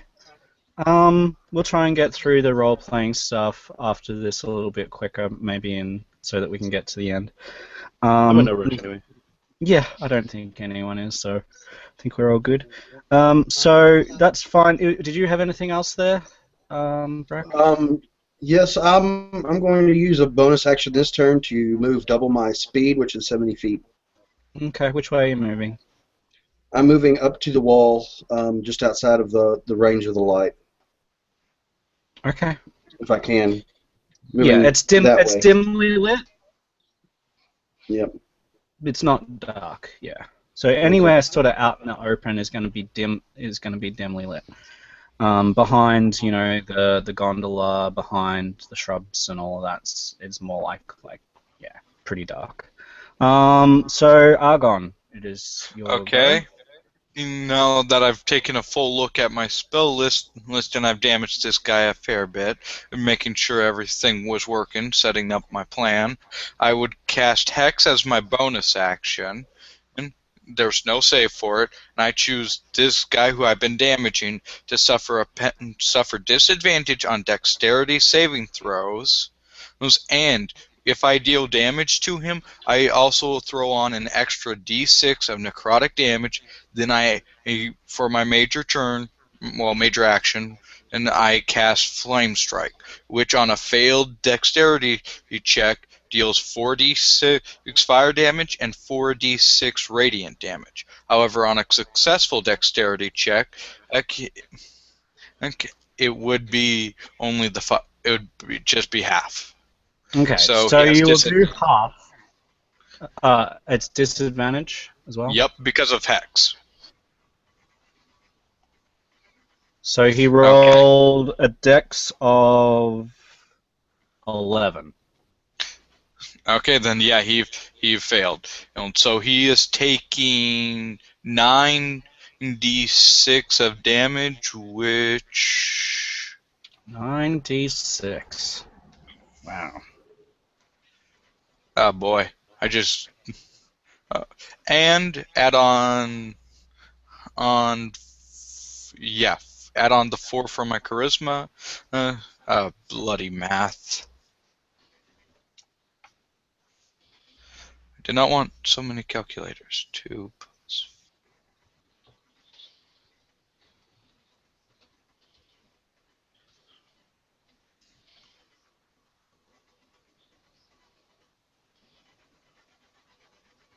Okay, 46 points of damage. 46. 46. Fire, radiant, and necrotic damage. Okay. You burn and shine and all sorts of stuff against him. He's still up. Yep. Yeah, but you just see I see the look given to me, and I can't help but think, dude, you missed some of your bolts as well. And I just snap my fingers as this man and suffers a soft purplish glow around him, and then you notice this. You can kind of feel the cruelty in me as I not only snap my fingers again, allowing for flames, light, and darkness to come at this man, but you can see I'm taking pleasure in the fact this is a man working for a holy order, taking damage from holy energy. Okay. Nice. Alright, so it is now the turn of the front and left one, who is engaged with both Jarl and, or should I say, Kerss and Axhammer. So again, it will make that same roll it did before, the D4 roll. 3-4, it's Jarl. Okay, this time it's Jarl. So it's 2 attacks. So that is obviously a hit, and 17 is the That's a hit second. as well. Okay. As he strikes him, I get to hit him. Okay. And this happens before the damage goes out, in case it kills him. Okay. That's going to hit for 12 points of damage. 12. Mm-hmm. I think I can only do that once a round. I'm looking. Okay. So I'm just gonna roll. I'm gonna like interpose a DM roll here. So whatever. And according to this, he's at disadvantage as well. So I need you to roll 2 more dice and take the lower of those 2, because both of them are gonna hit from what you rolled. So. All right. So one he'll miss, and one he'll still hit. Mm-hmm. So I'll do half damage because you do manage to bring him down. I know that that's probably not in the rules, but I'm going to do it because that's how I'm rolling it. That's fine. 9, 10, 14, so it's 7. 7. So basically what he's doing, he goes to slam you with both of his divinely shining fists, and Axhammer brings up his shield and blocks one of them completely, and the other fist, and then hits the creature, who then falls onto his knees. But in his dying throes, he punches upwards and connects with your chin and does 7 points of bludgeoning damage before collapsing behind him. All right. So we've got one left, guys. Megan? Yes, yeah. Okay. I will absolutely wreck this guy, hopefully. So figuring. Okay, I'm just going to draw my crossbow and I'm going to shoot at him first with it. Actually, I have to attack with my rapier first. So I'll do my 3 attacks. Okay. 18, 18, and a crit. So the 18s weren't hit.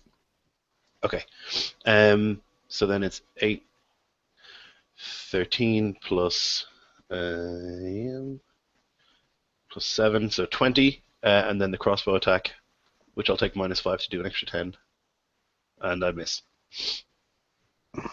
So you did, right. I did 20. Okay, it's still up. These guys, yeah, they're taking much more of a beating than you guys would have ever imagined just by looking at them. But you knew that they were trained. But this does surprise you somewhat. So it's Axhammer's go. Can I move to get into a flanking position on this guy? I'm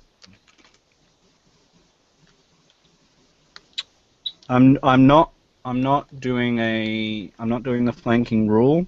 So Okay. you can move into that position, but it's not going to give you any advantage. Oh, okay. Yeah, just move up and smack him a bunch. Sure. Just for today, anyway. Sometimes I'll do it, and sometimes I won't. So this time. The low is a 19. Mm-hmm. You hit it. Just barely. 26, 35, 38 points. Mm-hmm.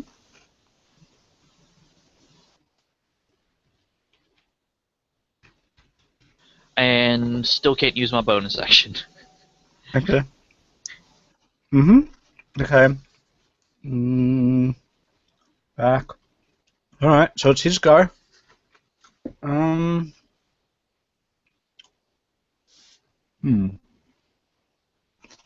So you can see him healing,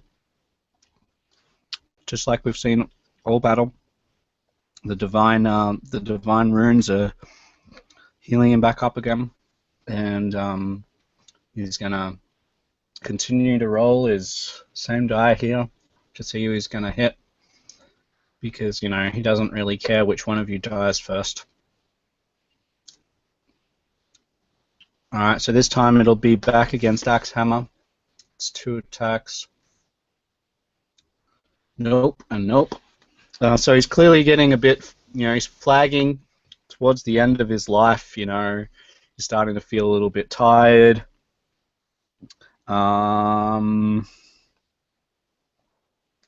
You'll see a glow deep in his chest, it sort of shines almost like through the armor. And you can see that something's going on, something that you haven't seen this entire time. It's glowing brighter and brighter and brighter. And you can hear a humming in not as if you were hearing it from the outside, but it's as if you can hear it inside your head. And that's everyone that is within 30 feet can hear this humming inside of their head as they're seeing this glow that's getting brighter and brighter and brighter. It is Braxco or Okran. Yeah, Okran's going to take his last shot with advantage. This guy. Hopefully it's his last shot.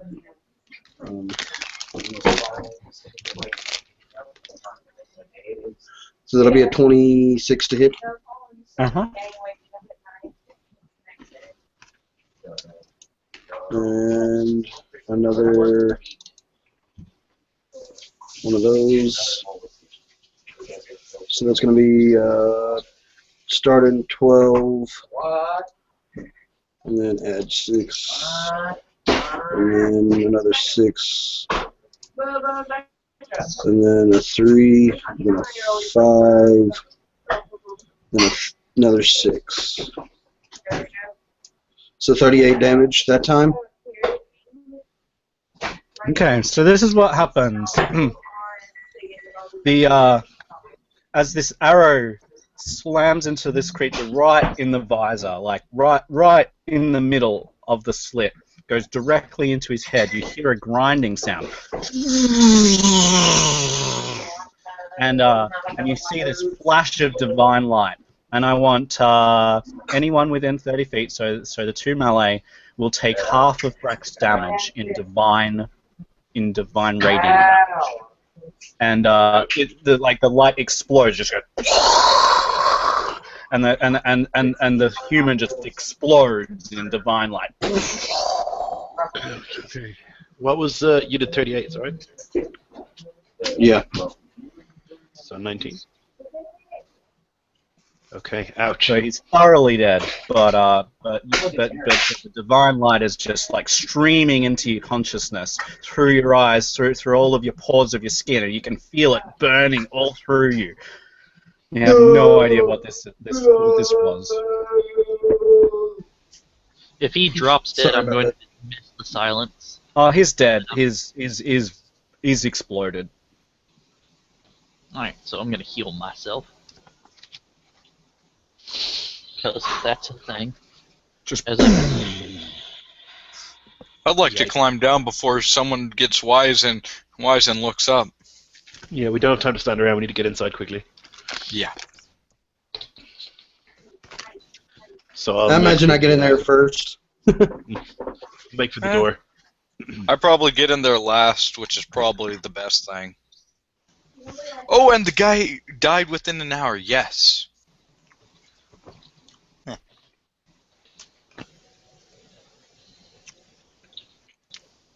All right. So you get into the building, and you can see a path to the left and a path to the right.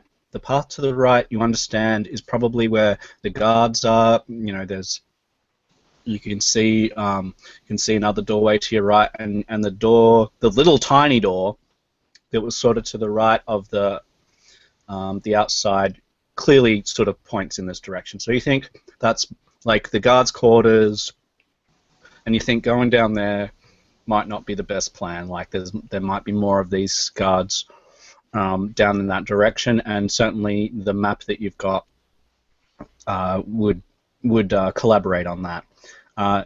Down to your left, your map shows that this is kitchens, larders, all sorts of preparation areas for feasts, and banquet rooms and all sorts of stuff like that. So, what would you like to do? Just as a thing I think we probably would have done, given our experience in similar endeavors, I think we probably would have dumped the bodies and the remains into the river. Mm-hmm. Or just... Does anyone want to do something different to the bodies, or is dumping them in the river what you would like to do? If we could prop them up to make them look like they're standing, that would be more ideal, because if they see guards missing, there'll be an alarm raised. I don't know how possible that is, though, if we could prop them up somehow. You can tie them to the post, to the okay. pillars. I will take the minute to do that. Yeah, doing that, but it's just, I think they would get a bit more instantly alarmed seeing their friend blown up and the corpses. Well, Though yeah, I would like to inspect the ruins on the gauntlets, see if I can't figure out how to maybe reverse engineer it or something similar. What you can do, if you like, you can actually remove one of them and stow it in your pack. Oh yeah, I'll do that. And while he's tying them up, I'll just. You think it's going to take quite some study, so you're not going to learn anything now. Okay then. I'm intrigued. I throw them in my pack, and I stand by the door. Something else that you notice, I'll actually get you to take a pair. All right, because something that you notice is when you remove the pair of gauntlets, the rest of the armor just folds away and is no more. Then put that back, because otherwise I'll notice. Yeah, we can take it on our way out if we're lucky. So yeah, you put them back. Mm-hmm. Yeah. All right, and the armor appears again. Wait, are the gauntlets from the exploded guy still there, or is that gone too? Like there's like bits and pieces of armor all over the place. This guy has actually exploded, so it's just broken. Everything's broken. Okay. Quick cantrip, mage hand, and shove it all into the river. Mage hand's not quite that powerful, but with the help of your allies, you're able to shove it into the river. Well, yeah, but it's just one of those things where it's like pick it up, walk it over, and do that while they're doing that. Matt, was that a Gadrin thing that I saw happen? What? A Gadrin death? Because they decompose instantly? No. So I've got telepathy up and running with Kerss and Orgrin. So you want to kill the warlock now, or do you want to kill the warlock later? Because he's not pulling his weight. Regardless, I'm inside. I'm going up to the other path, not the one to the guards. Okay. So you guys can figure out Regardless- what you're gonna do in regards to the warlock. I prefer that we save PvP till the end, but if you guys insist, you can do that. But I'm not here to run Might PvP. be a bad idea because here's the thing. I'm the only one who's not actually getting paid for this job. We're not going to fight him. Not right now, anyway. I'm not, anyway. All right. So. Try, and I'll send you It's all through about hell. All right, so let's just move on for now, and if you guys decide to do that, we'll run that whenever. But I'd prefer not to, but Yep. whatever. So we're going up the left passageway, and you see storehouses on the left. You know, some, all different foods. So each little room has a different type of food in it. So there's a whole room dedicated to dried meats. There's a whole room dedicated to spices and herbs. There's a whole room dedicated to fruits, both exotic and local. There's a whole room dedicated to, you get the idea. Basically, Yeah. there's just these rooms full of ingredients that servants can come down into and get what they need really, really quickly. They can find what they need really quickly. Some of the rooms are chilled.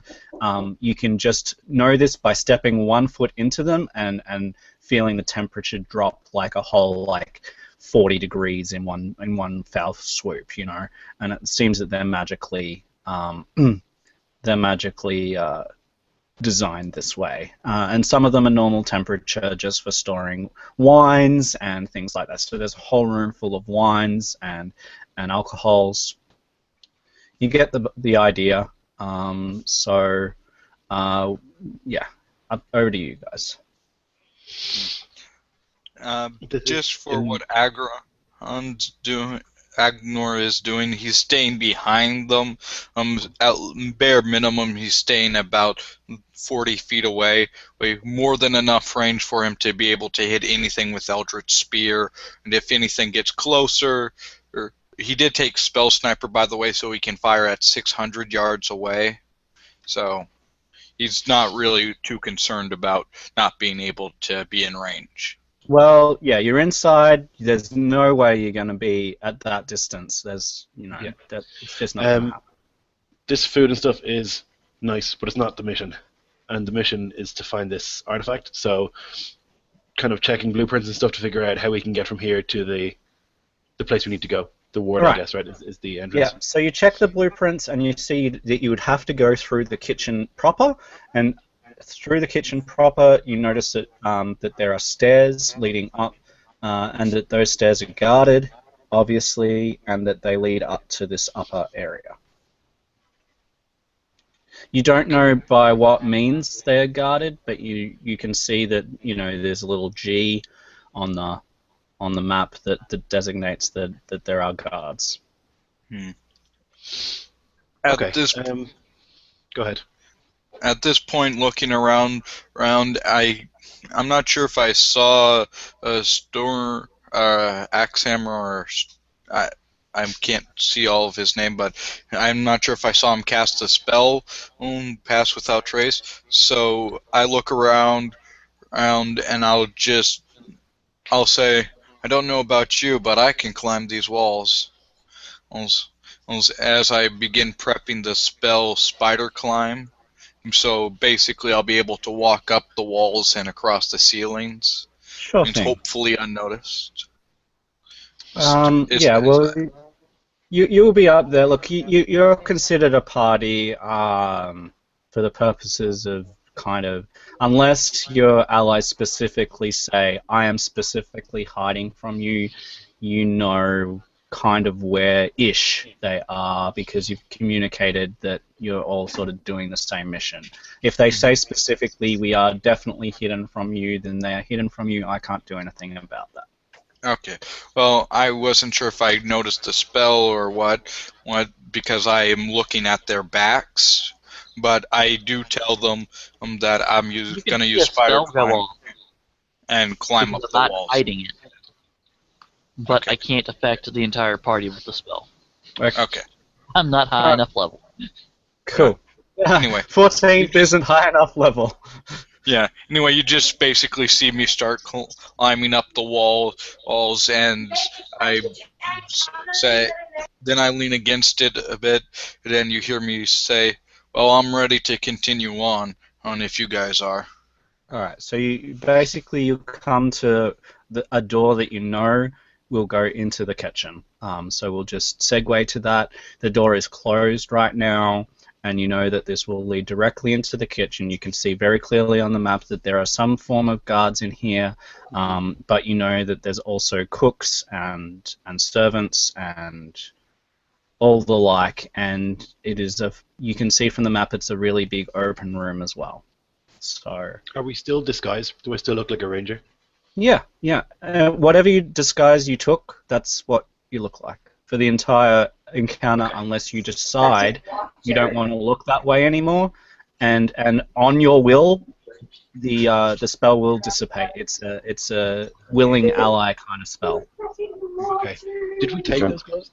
Or did we throw them away? We took. We put them back we on. put them away. Yeah, we put them back. We don't have any. Okay. I think then perhaps this is the time for our warlock friend to shine. If we can convince them that we're here for a very important mission and we need to get to... maybe we can tell them that there's been an issue with the ward and our spellcaster here is here to take care of that. We get rid of your disguise, right? Make you look like a warlock again. We say you're here to take care of this ward, make sure it's still armed, and we're guarding him. That might work. Yeah, and we can Instead of murdering easily... everyone. Yeah, and here's the nice thing. I have absolutely no blood on me. However, I will cast Prestidigitation to remove any sights of looking like any of us have been in combat, bad or bloodied or whatever. Yeah. I know heal's been cast, but I know we've taken some damage, so you guys look as if nothing's bad's going on. And I cancel my disguise. I can easily cast it again. It's a free action for me, though I can't do it because of an invocation. That's perfect. So, okay. And I just have a sage green robe, and I do have a small mask, but it's more of just a simple wooden design, kind of more like I'm a druid than anything else, but still not quite. It's just something there to make others think I'm something else. Perfect.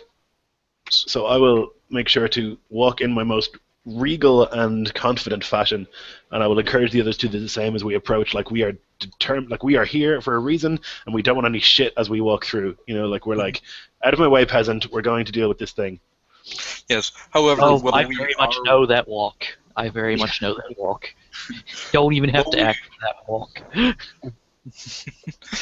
While we are walking, I will briefly only look around and admire everything. Like I am deeply enraptured with all of the fancy artwork or stonework, as if I'm intrigued about how they've done this. Honestly, I'm not, but it's more of trying to look like I am. And this is how you walk into the kitchen, right? So, Yes. you're walking. So Jarl is regal. He's like, "Don't get in our way. We know exactly what we're doing." I guess You're like it's just admiring the like artwork. What are you doing, Brack? I'm being very, very stealthy. I'm hoping they don't even notice me in the group. I'm Alright, like hunkered down behind them, Yeah. moving Pretty as easy. inconspicuously. Don't Lot going. forget to give +10 to your dexterity rolls because of Pass Without Trace. Well, if that's the case, then it's a 39. Yeah. So for Axhammer, are you just like, are you hidden? Are you? I'm not hidden. I'm walking like I'm supposed to be here. Be I here? look like I'm supposed to be here, and I'm acting like these are peasants. They need to back out of my way. Okay. I'm on important work. All right. So you walk into the kitchen, and there's peasants here. They're preparing food. They pay no attention to you whatsoever. There's several cooks that are stirring pots all through this area. Some are on like frying duty. Some are they're all doing different jobs. Now the cooks look to be definitely in charge, and they see you and they're not expecting you. So one of them calls out, just one of the cooks. Are you lost? How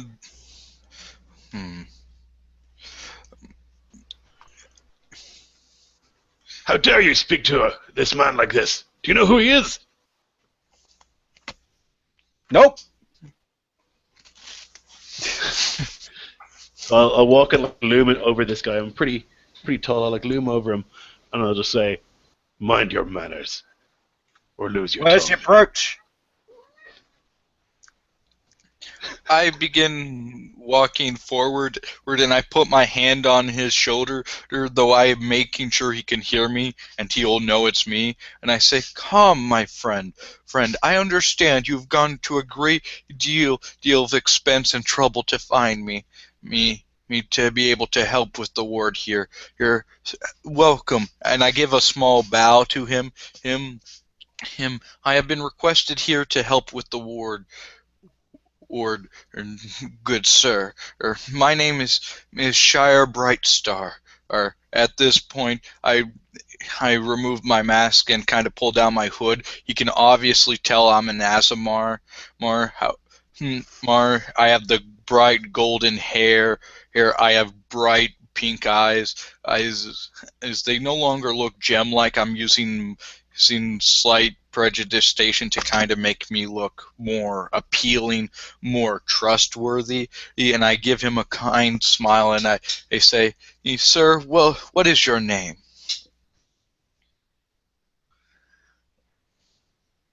Where's your brooch? I look at my uniform. I look back at him. I look at my uniform. I look back at him. We obviously don't have a brooch. Well, I don't. You two probably would with the disguise. No, we're not temple guards. We're town guards. No, you guys. I'm a temple guard though. Yeah, he's a temple I guard. specifically asked for that. So With all the Alright. commotion, I'd like to go up the stairs. Hopefully. Okay, so like outside of his attention. Yeah. All right, so you get like halfway up the stairs and you hit an invisible barrier. So I'll come back to you in a sec. It's not a solid barrier. It's like trying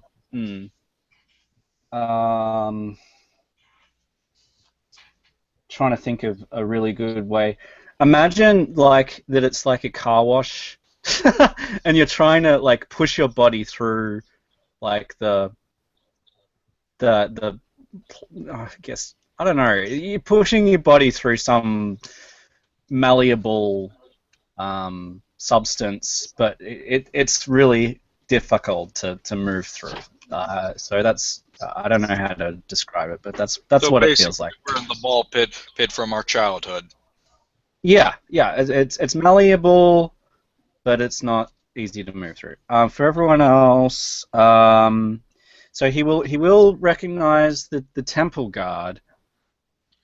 And I think you said he looked like the elite monk with all the armor and weapon. Yeah, he does. And he'll say, what regiment are you? Oh, Jesus effing Christ. Well, that's gonna be an intimidate. I'm glad I'm trained in it. Yeah. Oh, thank goodness. He looks like he's starting to You are a believe. servant, and you think to speak to me. All right, go ahead. Oh, this isn't very well. Come on, roll high. So that's a 17. 17. Yeah. All right, so he says, "I meant no offense. It's my job to ask questions. You should know that. Are you new here?" Does he look new? Well, he's asking questions. Clearly, he doesn't know what's going on. I'm the one that's meant to ask questions. I'm in charge of the kitchen. He clearly has an aura of leadership about him, and you can see that while you are definitely intimidating, like he doesn't want any trouble, but this was his job, and he seems shocked that you don't know, and he's like, so are you new? Like what's going on? Okran's going to make it look like he just walked down from up above, and he's going to make himself known. He's going to clear his throat. Oh yes, yes. I'm sorry. I meant to meet you at the door. And he's going to walk down towards the servant, and he's going to just gently place his hand on his shoulder and say, "My dear friend, I'm sorry. I forgot to tell you they were on their way. Please, if you could open up the barrier and let us through, that would be much appreciated, my friend. By the way, how have you been? How's your family?" Roll a deception check.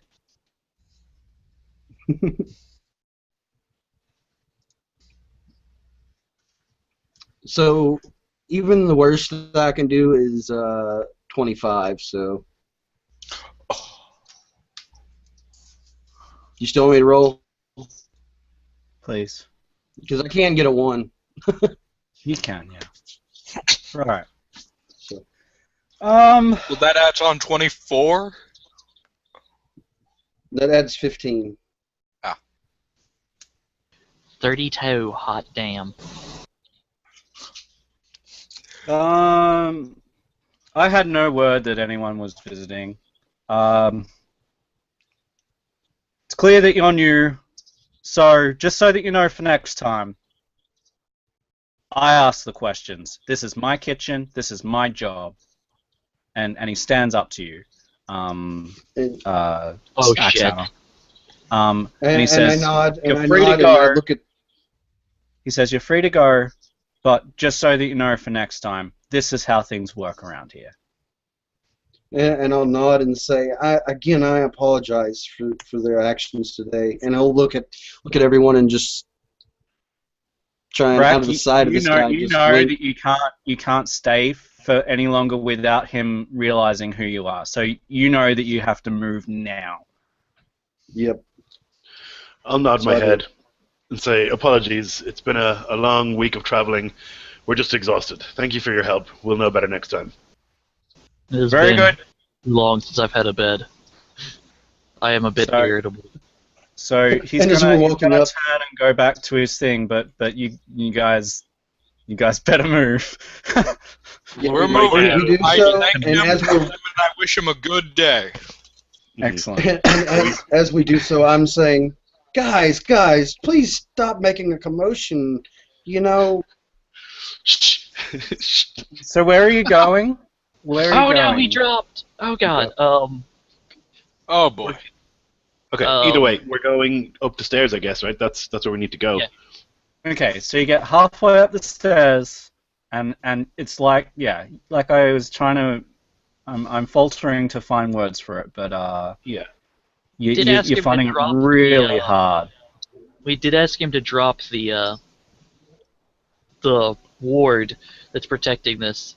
So Did that you ask? our- Did you ask Yeah, him that? we yes, I did. He did ask that so that the person that isn't wearing a brooch would be able to pass through. Because we've been bluffing that we need to get this guy up in here. Like, we had left to gather him and come back here. Hmm. And it was like a 30-something bluff, I think. He'll need to go to the storehouse. 32 I- bluff. Right. The what, you know, the as you're well aware, the temple Okay. is barriered itself. There's nothing I can do. He'll have to get a brooch from the store. And I'll start leading him that way. So yeah, you walk out of the kitchen. I'm just acting like I'm their guide. Yeah, and so you look at your map, and you realize that the store is back the way that you came, past all of the guards, around the corner, and it's basically the complete opposite end of the temple. Jesus Christ, let's just kill everyone Can and be we- done with it. Can we get through the goo? Is it possible? It'll take a while.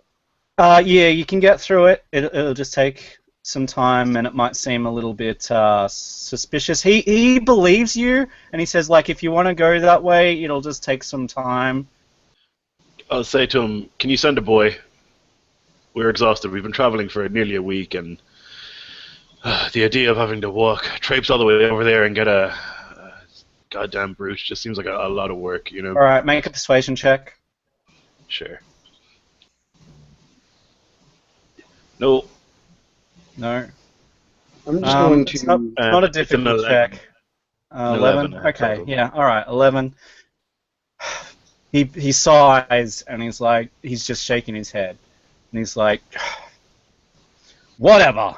And he quickly barks at one of his servants who runs and comes back in a few minutes and pins brooches on whoever needs them. He'll say, "Get out of my sight," and he'll say, "The archpriest will hear of this," and he'll go about I'll his make way. sure to slip the boy like a coin as thanks. Yeah. Just- So you just guys are there. able to now ascend, but this guy is nappy. I'm giving them both Hey, 10 gold hey, pieces and Go on, say, if I don't have you to, might not wanna- on our way out, I'll send him through hell. Yeah. Anyways, yeah. As all this goes down, I'm going to swiftly just give each the boy and the gentleman that is helping us, give them each 10 gold pieces and apologize for all of the trouble today, and that that he shouldn't really bother the archbishop with all of this today. Oh, You know, he's the going to be telling them. Yeah. He doesn't care about what he should and shouldn't bother. He knows his job, so he's convinced. So you guys can climb up the stairs. You can get to the room, and on the floor, I'm going to show you guys a picture.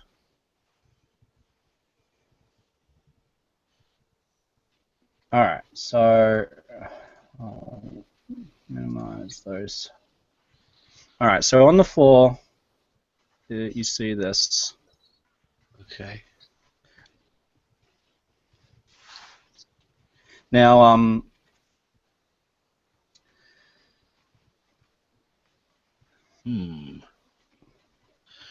you know that you can see that these are like a pressure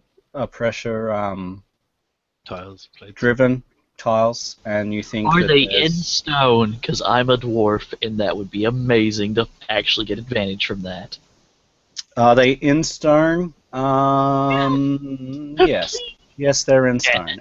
The whole temple is in stone, so it would be stupid of me to say they're not in stone. Yes, they're in stone.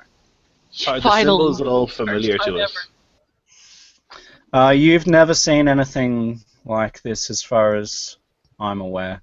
I mean, Okay. Wow. I'd actually use a divination spell for once. Hold on while I I read how these. look to the warlock, and they say, "Are these arcane symbols familiar to you?" I guess I need to roll an arcane check. Yep. Ooh, 19 plus. Darn it. Even with a 19, that's fine. You will know with 100% knowledge that these are not arcane symbols. Not arcane. They're not arcane, and you can tell straight away that they're some sort of lost language. They're a lost language, most likely. Probably from whatever people originally built this place.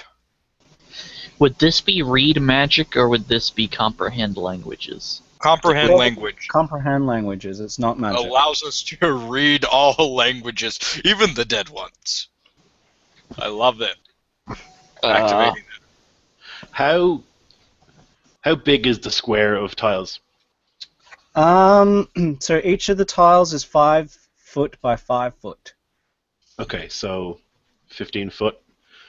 I would like to go about 30 feet back, take a run, and jump over them. Okay. You do so. Excellent. Okay. And I will stand there and look at the rest. So Okay. you can only jump across. So they're like up against the wall, or like the wall. Let's say it's like north-south. So you can jump east to west, but you can't jump south to north. If you get my drift. Time for comprehend languages to be done. Let me draw this. So you can jump this way. Mm-hmm. But not the other way. Yeah. Okay. Because the wall is here. Yeah. And are there the doors on those sides where the walls are, or? Yeah. So this is, you think that this, whatever, the red, that this is some sort of entrance. Okay, I see. You can't see a doorway, but this is on your map where the doorway is. Okay, so me jumping over is just me showing off, really. Didn't achieve anything. Yeah. Okay. Yeah. I was wondering why you're confused. I'm like, okay, I'll just jump. Yeah, I get you. So what does comprehend language tell us? So are you able to read that out for me? Because I'm not familiar with it. Yeah. 1 second. You can read it off. You have it up. I've got to flip to that page. I'm almost there.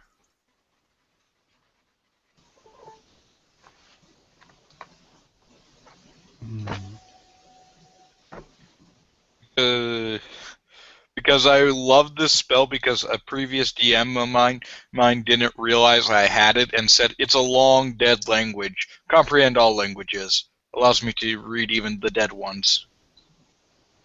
Alright, so page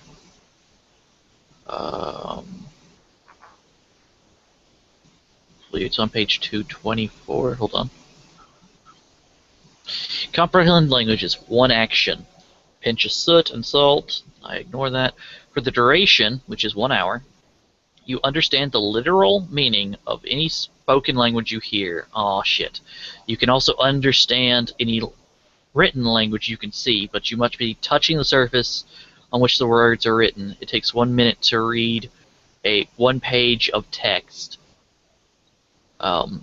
So you have to touch them? This spell doesn't decode secret messages in a text or glyph, such as arcane signal, that isn't part of a language. It's okay. I can tell you a certain amount. So when will you be okay to will you be confident enough to touch these things or not? Yeah, I'm confident. Like, I can touch them and not set them off, I guess. I would Yeah, be. the middle I have one it will be the hardest to do, but like pretty much you know, you I guess so what I'll do is I'll do one more thing, all right, which I haven't drawn yet. Because so what there will be is over here there'll be a platform, and on the platform will be a lever. All right, and you know that once you have set off whichever ones that you want to set off, you can then move over to the lever and pull the lever. Like, so you can have 3 people on there. They're only weighed down while there is someone on them, so you can like put 3 people on them, or more than 3 people, and there are vases and stuff around that you can put on them, and you know that you can flip the switch, and that will be like Activation. Activation, yeah. Okay. So what did Like, the if we have symbols a mean? rogue, can't he disarm this? Because would this be considered a trap? We don't know that. You don't know. We have no idea what I'll it is. take a look. I'll take a look at it.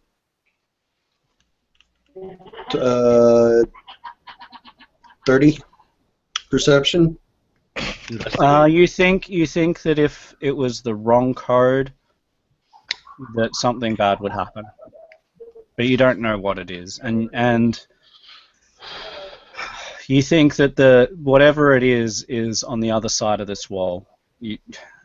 There's no way that you can possibly see what might happen. Like, is there any way I can possibly just disarm the device entirely? well, you think unless the right code is put in, that the door won't open. So you think that, like, yeah, as far as you can see, the easiest way for me to say is not really. Okay. As far as I can tell about, yeah, I don't think it can be disarmed, because it's really about getting in rather than setting off a trap. Yep, makes sense. Yeah. So what can you with figure the out by touching? comprehend all language. Oh, sorry. I was actually just going to ask the same question. Yeah, what can you figure out by touching the symbols? Yeah, so I'm just I'm just doing that now. So um um and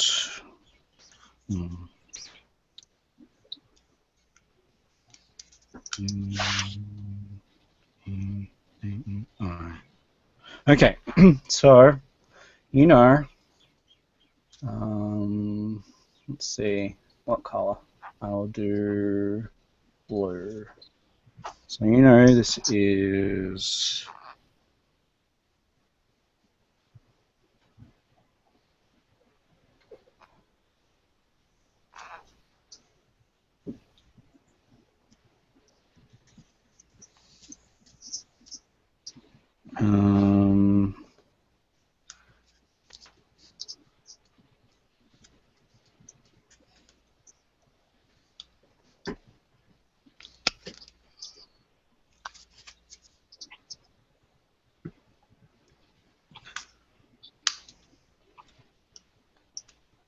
hang on.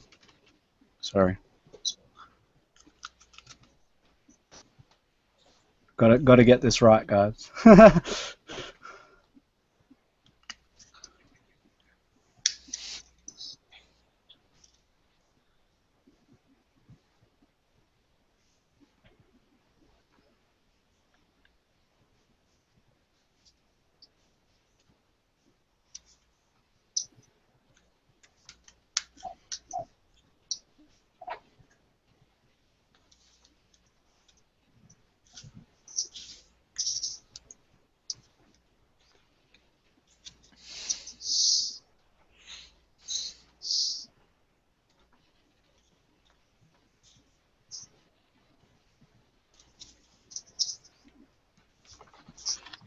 You see that? Mm-hmm. Okay. So it's THORPHOLACEIN. Okay. Now, this is probably something I should have asked in the beginning. What god or goddess does this temple worship? It's like all pantheons kind of thing, as long as they're good. You know, it's pretty much there's worship of a few gods, but you know, anything it's all going to be lawful good, neutral good, kind of in that realm. So Torm, whatever. I haven't set like that we're in a particular Okay, then. thing. So lawful good and neutral good. Any good gods, basically. Okay, then. So, can I roll an insight check to try and figure out what I think might be the right combination? Yes.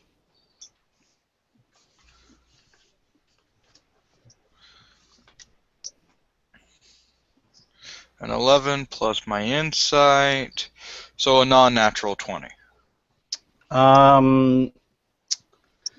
So logically, you think you have all of the clues that you need. Mm-hmm. That's all I'm going to tell you. Yeah. Neither me or... Well, my character's smarter and wiser and all that, but I have no idea. That's too far outside of my limited box. Yeah, so have a look at the letters, see what's there. Okay, your insight check, I'll give you this, right? Mm-hmm. You think that the combination is a combination of three inclinations, and then you pull the lever. That's all. That's it. So it's no more and no less than 3 inclinations. I will tell this to the rest of the party of what I think it is, as though I'm not quite sure on exactly what they are, but I'll tell them what I can read, because I also have comprehend all languages. So I'll tell them what I can read, what I know. I'll tell them what I figure. I will tell them this. I figure it's 3. What I do know is 3 inclinations, and that might actually be it. I'm going to say out Thork. Thork. There's Where's the hope in there. There's also north. place? Yeah, so Grog's got a few there. Pain, plan, hope, north, place. Place. No, how does place get in there? Wait, it could be Yeah, it's north. only It's 3. three. You don't need 3. That's the problem. Three, yeah. Place can't be Plan. 3. North sounds right to me. North. Because from how it looks like it is to the north.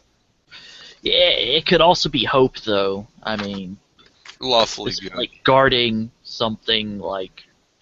Hope sounds good too. Yeah. Then, yeah, there's then. Nice is also nice is Lace, too. Lace, too many. lace. Lace, yeah. So yeah, you guys can just decide and yeah. Okay, I'm going to stretch Jarl, my muscles here. you muted, Jarl. Oh, okay, Yeah. right.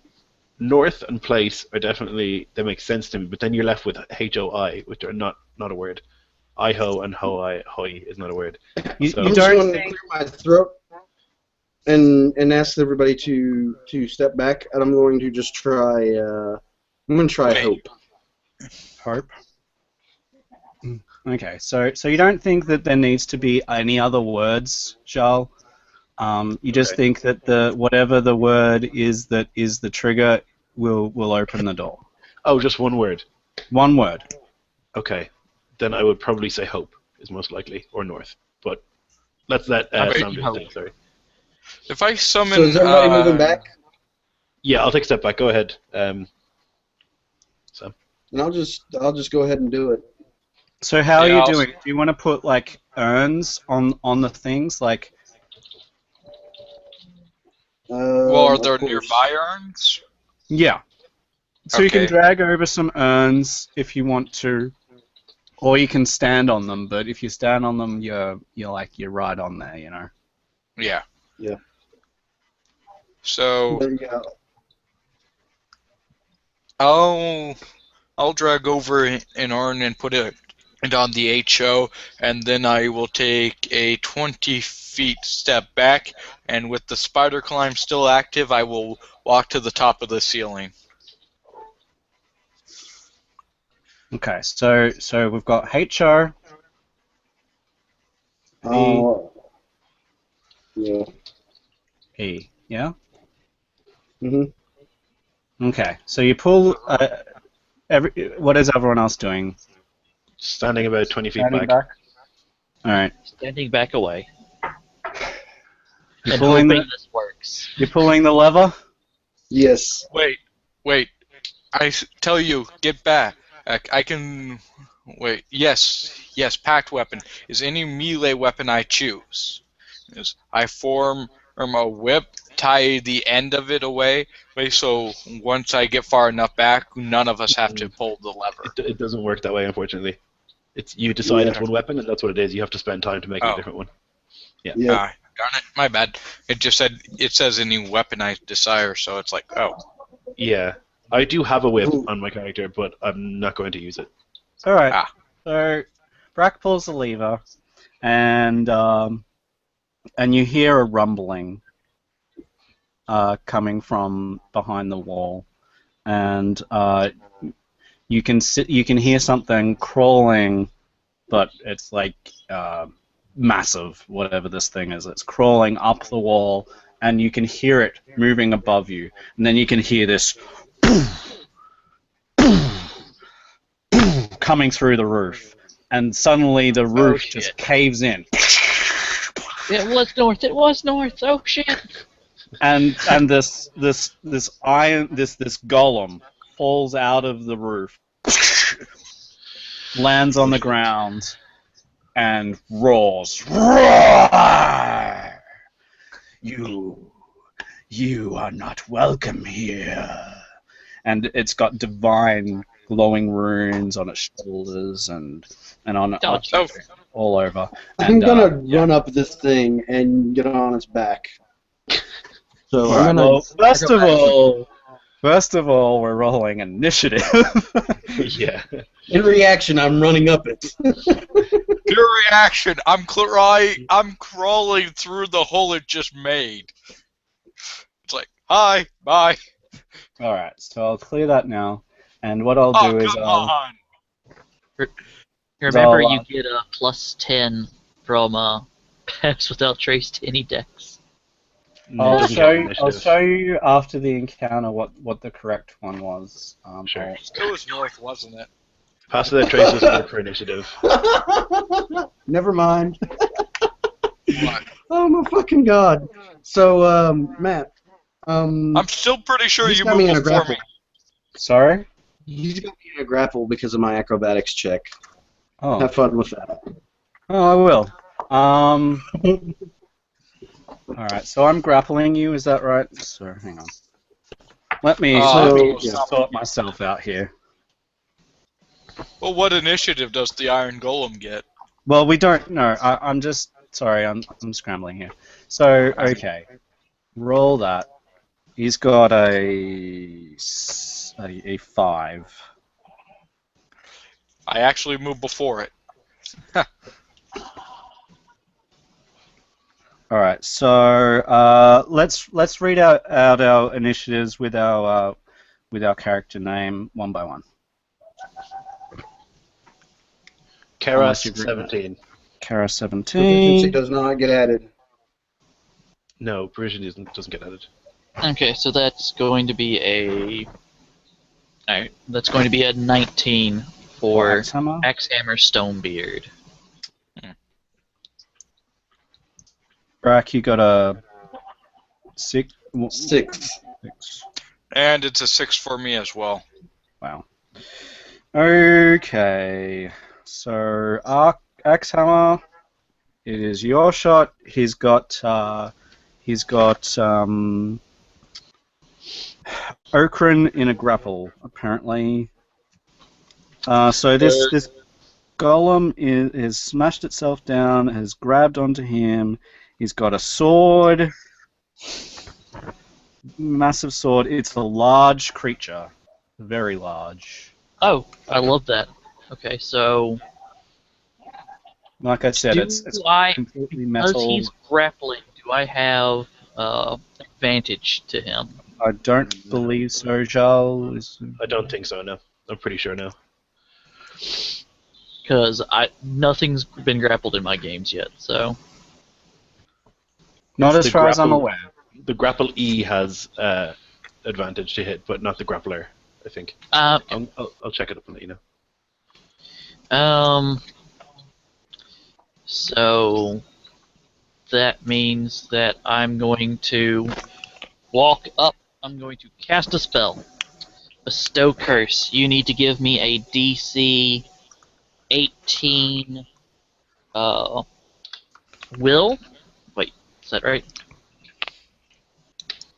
Okay. Wisdom, probably. Yeah, wisdom. So before I do that, is it a charm, exhaustion, frightened, paralyzed, petrified, or poisoned?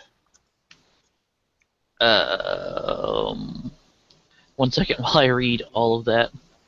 So It should say it's a charm. The rest probably won't matter. I don't think Kerss is. No, I don't think one Kerss is. action, it is necromancy. All right, so yeah, so touch he creature. will make the check. Just he's immune to those things is all. Yeah. This is So a what? curse. This isn't any of those things. Yeah. So wisdom 10. So Yeah, he you don't know fails. if no one has advantage during a grapple. It's just their speed becomes 0. The grappled creature. Alright, so I get to choose what I want to happen. Yeah. So it does give you a bit of a list there. I could have him a wisdom each round to do anything. Or I could give him disadvantage on his melee attack rolls. Both of those sound like good options. So I'm just gonna roll a d4. Roll a d4. 1, 2 for the doesn't do anything. 3, 4 for his melee / strength. So he has disadvantage for his strength-based rolls. Okay. Makes grappling a lot harder for him too. Yep, And sure I walk does. up and smack him Okay. because that's my bonus action. Okay. How about a 21 to hit him? Yes, 21 will hit him. How about 12 points of bludgeoning?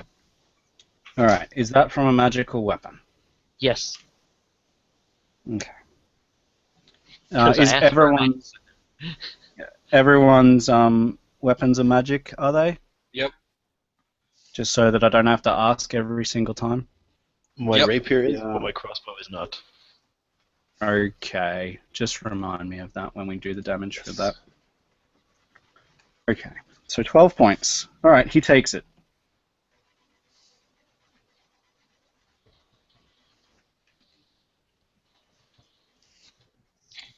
Alter its form. Golem has advantage on saving throws against spells and other magical effects. Can I re-roll my saving throw? You are God. You can do whatever you feel like. Yeah, you are the DM. Page 42. So I got 14 as the second one, and I still Nope. fail, yeah? Still fail. All right. Sweet. All right. Well, that was your turn. There's nothing else. I'm done. You done? Jal, it is Kerss's. Okay. Yes, I'll. God, this is such a pain. I wish my crossbow was magical, not my rapier. That'd be good. But unfortunately, it's not, so I'm going to have to run up and smack this thing. I will, try and get around behind it and try and hit it a few times with my rapier. Okay, so it's going to be 2 hits and a critical miss, I assume, because it's plus 12 to each, so it would be 25 and 27. Yeah. So you hit. There's no negative to the critical miss at this point. Okay. So it's going to be 2 hits. Is there like any role to know anything about golems? You'd have to Yes. do an Arcana check, probably, right? Okay. Yeah. I forgot to ask about that. That's Because I So it's going to am an arcane caster. Sure, gonna you can be- do that next round. 30 points of damage from the rapier. All right. And then I'll attack with my crossbow because I get a bonus action to do it. Might as well. No, that's the wrong dice. And that's a critical miss as well. Wow. Okay. So, So, it just yeah, harmlessly this- pinged off, I guess, right? Yeah, I mean his whole body is just these heavy, thick metal plates, all glowing with divine runes. The door that we were trying to open, that's not open, right? No, he's basically climbed up and he's slammed through the thing, and you Okay. think that logically his life force is tied to the door, and you think that that if you were to kill him, that the door would open. I get you. So it's either him or you get the key right, which you didn't do. Cool. So that was Jarl, and now we've got either Brack, or like Okran, or Argon. You guys decide, and it's the same. It's going to be that decision for the rest of the encounter. Do you mind if I go grappled, first? Go ahead, man. I'm grappled. Okay, free action, and I'm gonna cast Hex on the creature, and I'm just making sure Hex can actually affect him first.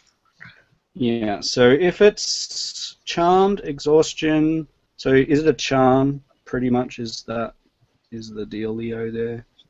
I don't think that Hex is a charm. Possible. I'm almost to the page. I don't think so either. Enchantment. I think that relates to like things like charm person, charm monster, and things like suggestion and stuff like that. Yeah. So Yeah, he's immune to all of that, but he he is hexed. Okay, now this means he will if I do a Wait, I'm just making sure. Yeah, it's if I do any damage to it, it will. Okay, it has disadvantage, and it already has disadvantage to strength, correct? Yes. I will give it to its dexterity. No. Disadvantage will is what we want, because that keeps him from getting out of that bestow curse. Yeah. Okay. Disadvantage his wisdom then, and Okay. that'll help me out anyway. Wait, I'm gonna go up, put my hand on Brack's character, Okran, and I will cast the spell for my major action, Dimension Door, and try and take both of us, put us both 30 feet, basically where I just came from. Okay. To try and get him by using magic out of the grapple. Okay. Because I don't think anyone will win, even with disadvantage, against an iron golem. Dimension Door creates a portal, I believe. Alright. I have no idea how to rule this. As far as I know, is you touch a thing and then it teleports with you, a person. But I don't know if you're touching the golem, does he come with you? I'm not sure. Whatever I'm touching. So I think that's just Yeah, as long as he's That's- not touching the golem, that should be fine. All right.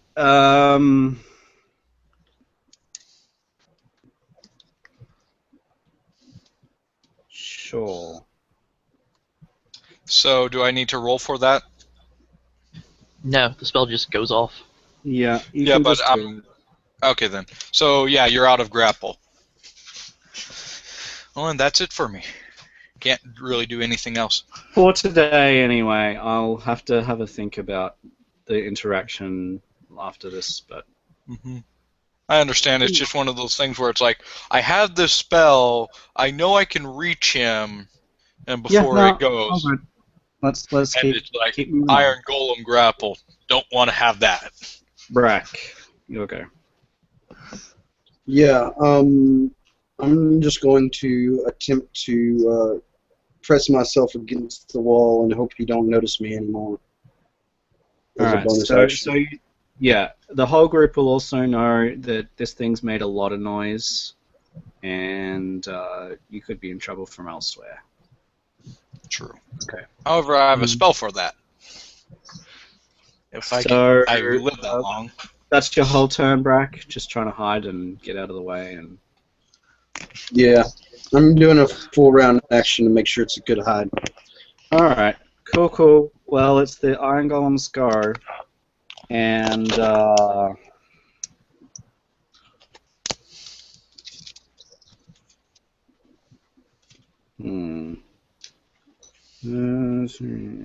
okay, so it's gonna lift up its sword, and who hit it with the attack? I did. I also hit it, but it has disadvantage for melee attacks right now. Yeah. And at the end of its turn, it makes a saving throw, Wisdom at disadvantage to overcome the spell. Sure thing. Alright, so I'm gonna attack Jarl because I want to with disadvantage. It's a plus 13 to hit, Jarl, so that's gonna hit.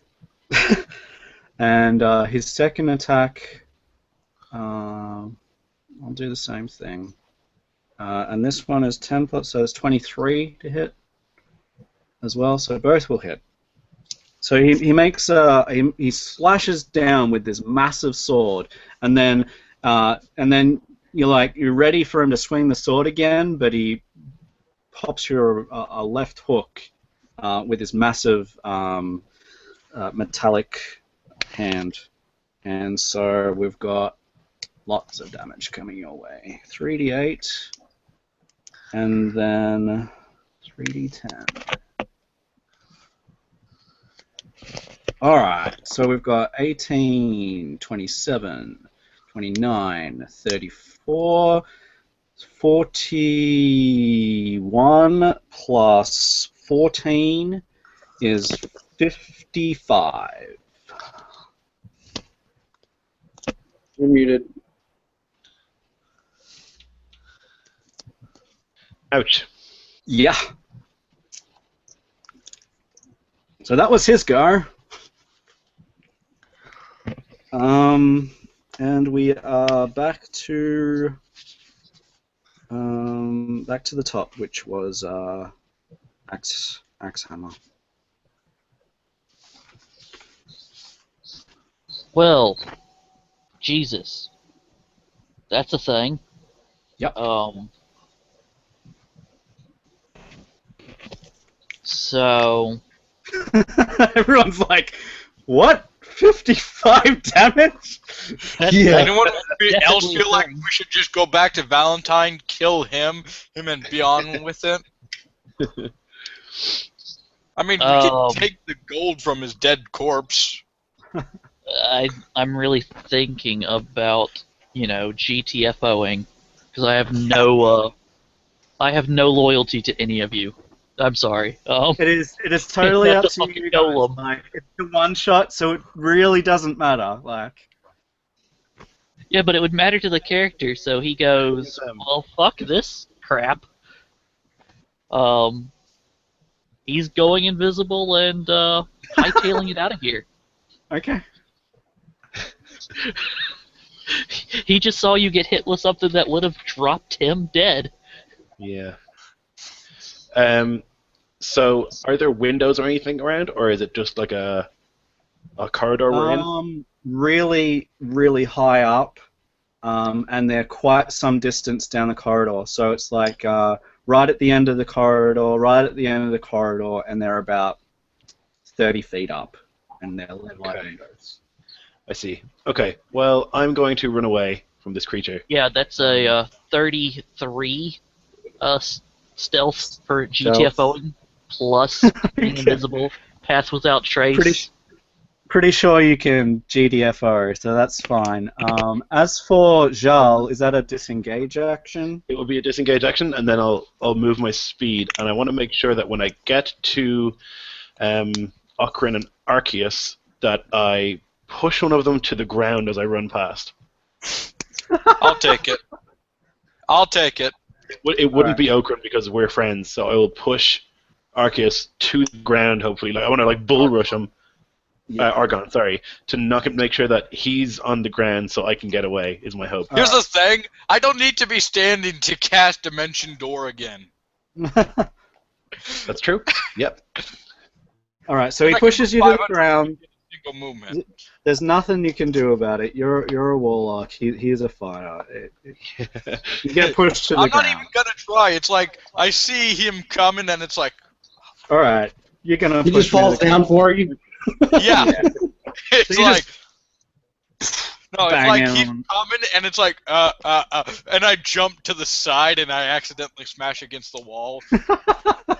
Actually, he can't. He can't knock me. Oh wait, yeah, he can.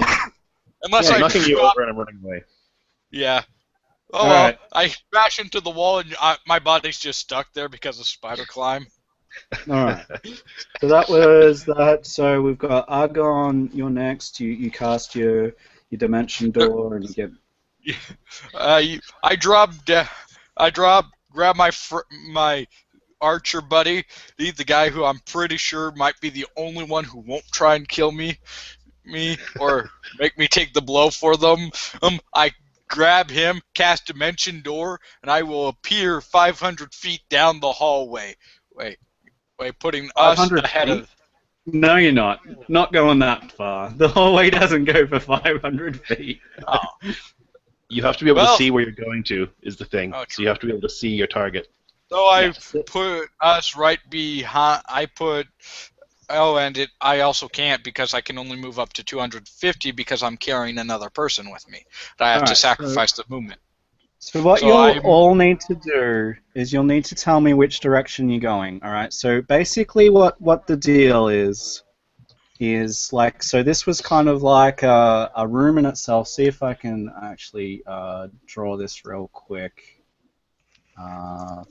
just so that you can see. Well, my big question is there a window? Only really high up, like I was saying before. Okay, grab my friend, try and spider climb up a bit, look at the window, break it, jump out of it, then cast Dimension Door so we land very close to the river. Okay, so what? Oops. What's his strength? I actually have a fairly decent strength. You're dragging me around like a rag doll. I have nothing I can say about it. Is that what you're telling me?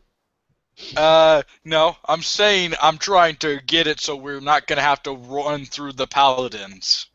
I tell you, I have an idea. I grab you. I begin doing my best to run up the wall with you. Oh my God! But what's your actual strength? That's what I want to know right now.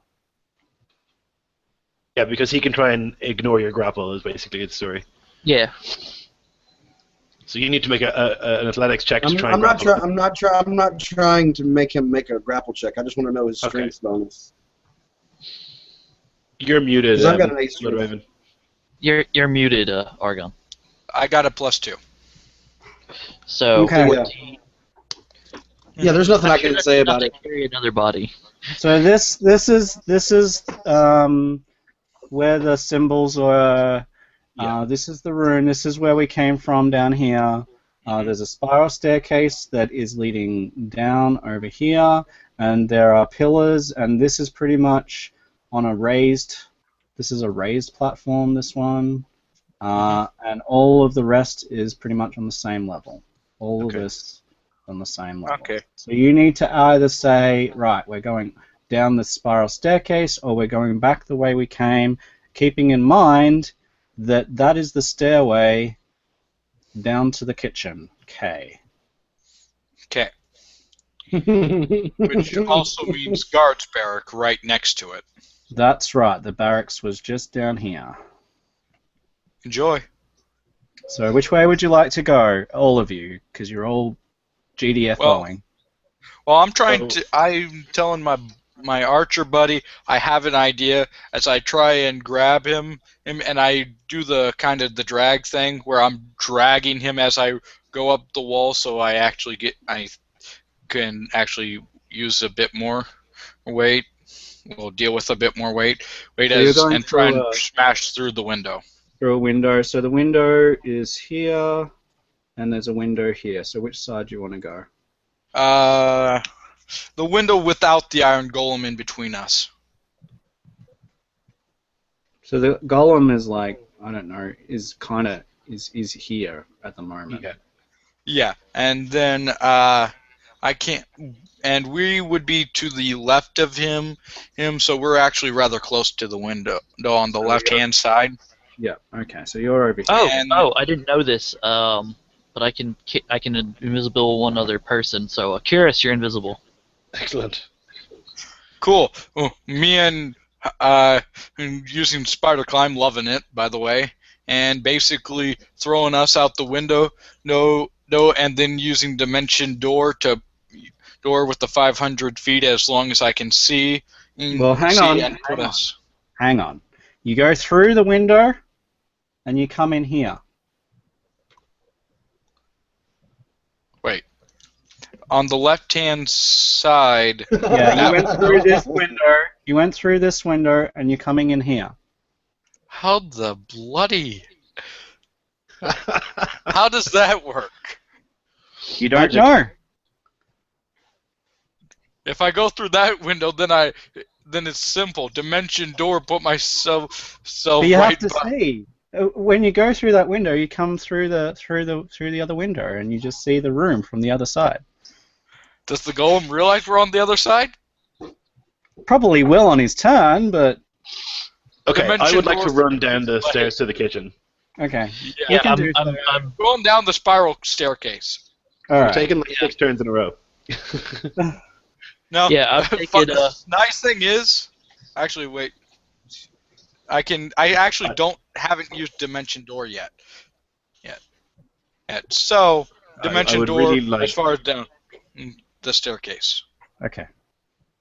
Yeah, I would like to run down the stairs. You can Now do so. invisible. So you can get all the way down the stairs. So the kitchen. I'm not going to draw it out because Yeah, that's fine. I don't even know the layout. But yeah. So So I'm invisible. I will continue running. If I see that chef, I'll try and stab him in the throat as I run by. He was a bastard. And then I'll just continue to run outside and then run to like a safe house that I've got somewhere in the city. And so you're out of the battle. You're out of the I'm battle. out. I'm out. I'm doing the exact same thing. Just Okay. So all what? the running, invisible, like pass without trace. Like I'm gone All right. So down the going, staircase and leaving. going down the spiral staircase for the rest of you guys, you will get to a storeroom. It's a storeroom with like holy symbols and altars and whatever else. You can see that. I'll just. So we'll just draw the storeroom over here. You come down over here, and you can see on the far end there are some tables. And there's some people. Of course there are. Tables. A couple over there. There's some guards. There is a door over sorry. here, but you know that that's going into the palace, into the temple. But there is a door over here. And with the very frequent and heavy use of the maps, do we know where that door leads to? That leads outside and it's guarded exactly the same as this side was. Okay. Let me go. Let me go. Guards, let me go. Ah, son of a... This guy... Okay. Yes! Yes, roll your persuasion. Make them think that Roll he's your the one. deception. By the way, I've been undamaged. It's you, and so have you. Lucky you. Yeah. Okay, Guards, let me go. What are you doing? What are you doing? Oh, so Brack's yelling out? Yeah, he's dragging me along just like a rag doll, pretty much, is what I got the image of, so I'm just going to use that to my advantage here. Yeah, so what's going to happen is that they're going to turn around and a couple of them are going to throw they're going to throw some witch bolts at Argon. Blasted. Oh well. So we've got 3 in the room right at the moment.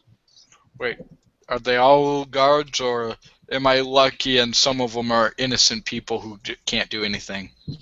No, they're all guards at the moment. I think they all fail.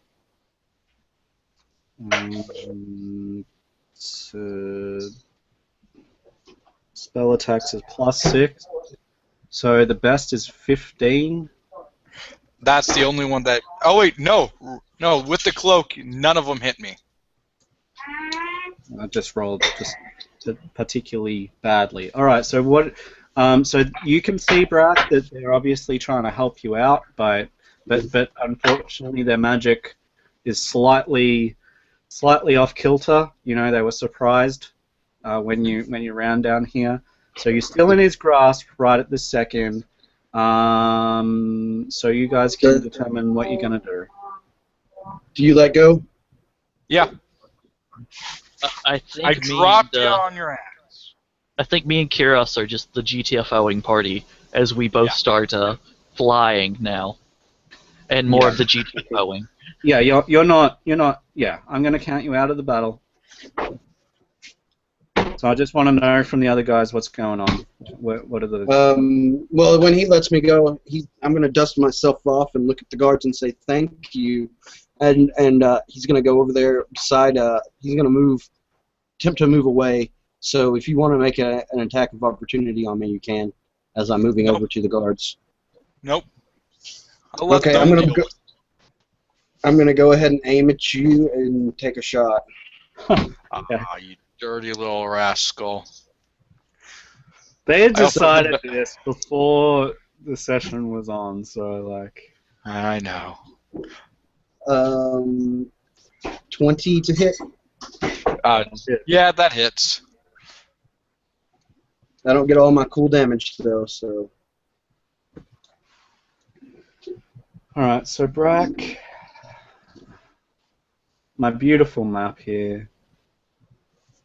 It's so lovely. So Brack's gonna be here. You're gonna be up here somewhere. Mm-hmm. What are you attacking him with, Brack? I just pull out my longbow and I'm just shooting an arrow at him. Okay. Pachoo! And that's 10 damage, piercing. Oh wait. Oh, is it a magical weapon or is it made of silver? It's a magical weapon. Okay. I got a magical longbow. Okay, I'm just going to make sure I'm reading this correctly because I do get a bonus for being a warlock. Okay, and I do get a DR. Damage resistance. Okay. I don't know how that works, but anyway, yeah. So what did you want to do next, Argon? Let's not worry about the damage unless you think it'll... Well, anyway, Wait, well, it's not much. I rush to the door, open it, dimension door as soon as I can. Okay, and that'll take you, what, 500 feet, you said? 500 feet, I'm gone. Yeah. Alright, so Brack, you're the only one left. Yeah, I'm just going to turn to the guards and say I'm not sure what they did, but it seems they disturbed the golem. And they're just like, they look alarmed as hell, and they're like, they don't know what to do. They're like running back and forth. One of them goes out the door. They're like, we have to tell the master. We have to tell the archpriest. Hurry, hurry.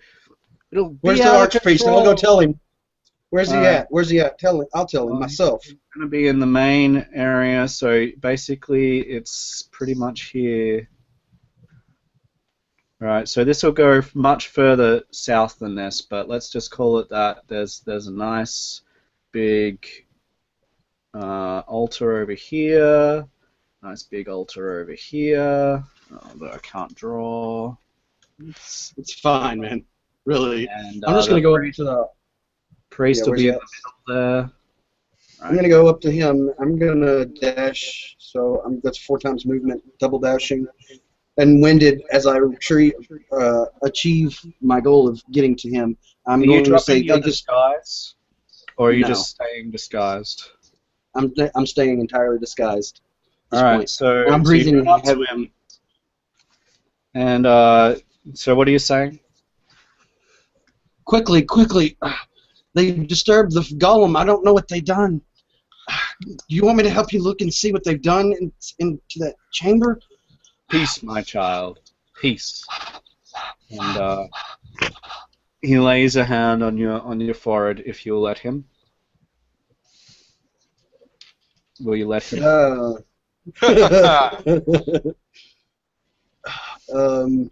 Sure, absolutely. Alright, so he lays a hand on your forehead and he just says, peace. Thank you for your message. And he will, basically you'll fall into a sleep, and you'll wake up in a safe place that you know, and somewhere in the town, probably a tavern, and yeah, you don't know how you got here, but you're completely safe. All of your gear and everything is with you. You still look like you're still in disguise. So where do we go from here, guys? I have no I clue. was trying to find a place to go back into the chamber, but Yeah, it just, the second he shot an arrow at me, it's like, I can't help him. It's like, I could help him. Kerss Yeah. will leave town and he'll go, never return to this town, knowing that if he returns and Valentine knows that he fails and he's in trouble, so he'll just continue to get work in other towns, but always avoid this particular city, and probably not do as well anymore, because I imagine that Valentine has the power to tell other people not to work with him. So. Oh yeah. Yeah, he does. I'm gonna leave a note for our friendly person that hired us that it was all Argon Bloodraven's fault. He could not hold his end of the deal. He could not fight. He was bad at talking. Three of us were just not enough to do this. So I won't meet with him unless it's like on my ground, on my terms, in my little army. And I'll go far, far away. Okay. Argon, what would you like to do? Argon, you know what?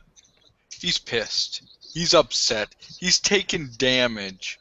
He's gonna cast the ability as an Asmar, lesser restoration, heal himself up a bit, get himself feeling better again. He's gonna go to Valentine's house. Actually, no. He's gonna send a letter. Okay. He's going to send a letter to these people, Yeah. telling them exactly what Valentine did. He's going to give them an anonymous tip, telling how he strong-armed Bloodraven into helping him, how he threatened Bloodraven's family, or what remains of it. Okay. And not only that, he promises he promises this. He will do his best to help them take him down. Okay. And Argon, in his rage, will storm Valentine's house by himself, enters in, and he's going to try and get one attack in. One attack. And with it, he will try and use his feature as a warlock to send him straight through hell. You can make the one attack if you like. Now, would this be with advantage because he would have no clue I'm actually here to hurt him? He knows you're coming. He's got informants all through the city. Oh, He's darn definitely it. ready and waiting. My Yeah. best one, 19. Tell All me, right. does it- So what happens basically is you cast this spell and you find yourself in hell. Okay, you know what? I guess I just appeared next to the fiend who I work for. Hey, what's up, buddy? Yeah. And now, Anyone else before we? torture you. Nah, we're cool. We're cool. Okrin will reattempt to do the same thing, but this time, hopefully with the golem reset and nobody to slow him down, he will just attempt to sneak in past all the guards, and set the thing to north and see if that works. Bam! Crash! Another golem. It's the same golem, but yes, it will set it off. It It will. was not north. It was nice. It Ah. was nice, wasn't it? All right. So at that, you'll probably meet your demise because they're ready for someone else to come because they knew someone tried once. They'd probably try again. So at that, we'll call it the end of the session. I want to thank everybody for being a part of this session. It's been pretty fun. I will be running it again for other groups in the OneShot group at a later date. But for now, thank you for playing, and for everyone at home, we'll catch you on the flip side. If you guys want to, advertise your channels once more, and we'll finish there. For all of your Sabbat needs, for all of your Vampire the Masquerade, please check out our Living World of Darkness, Zuster City. Awesome. Yeah, you're LDM. I run all the games all the time forever. Thanks, Matt. That was really fun. Okay. Brack Oren, Sam the man, without a plan tonight, apparently. But yeah, just go check it out. Live plays, Next week we'll have Iron Man game number 2 up on there, hopefully. So, thanks for running for us tonight, Matt. And as always, have a wonderful time gaming, guys Okay. and girls. Archeist.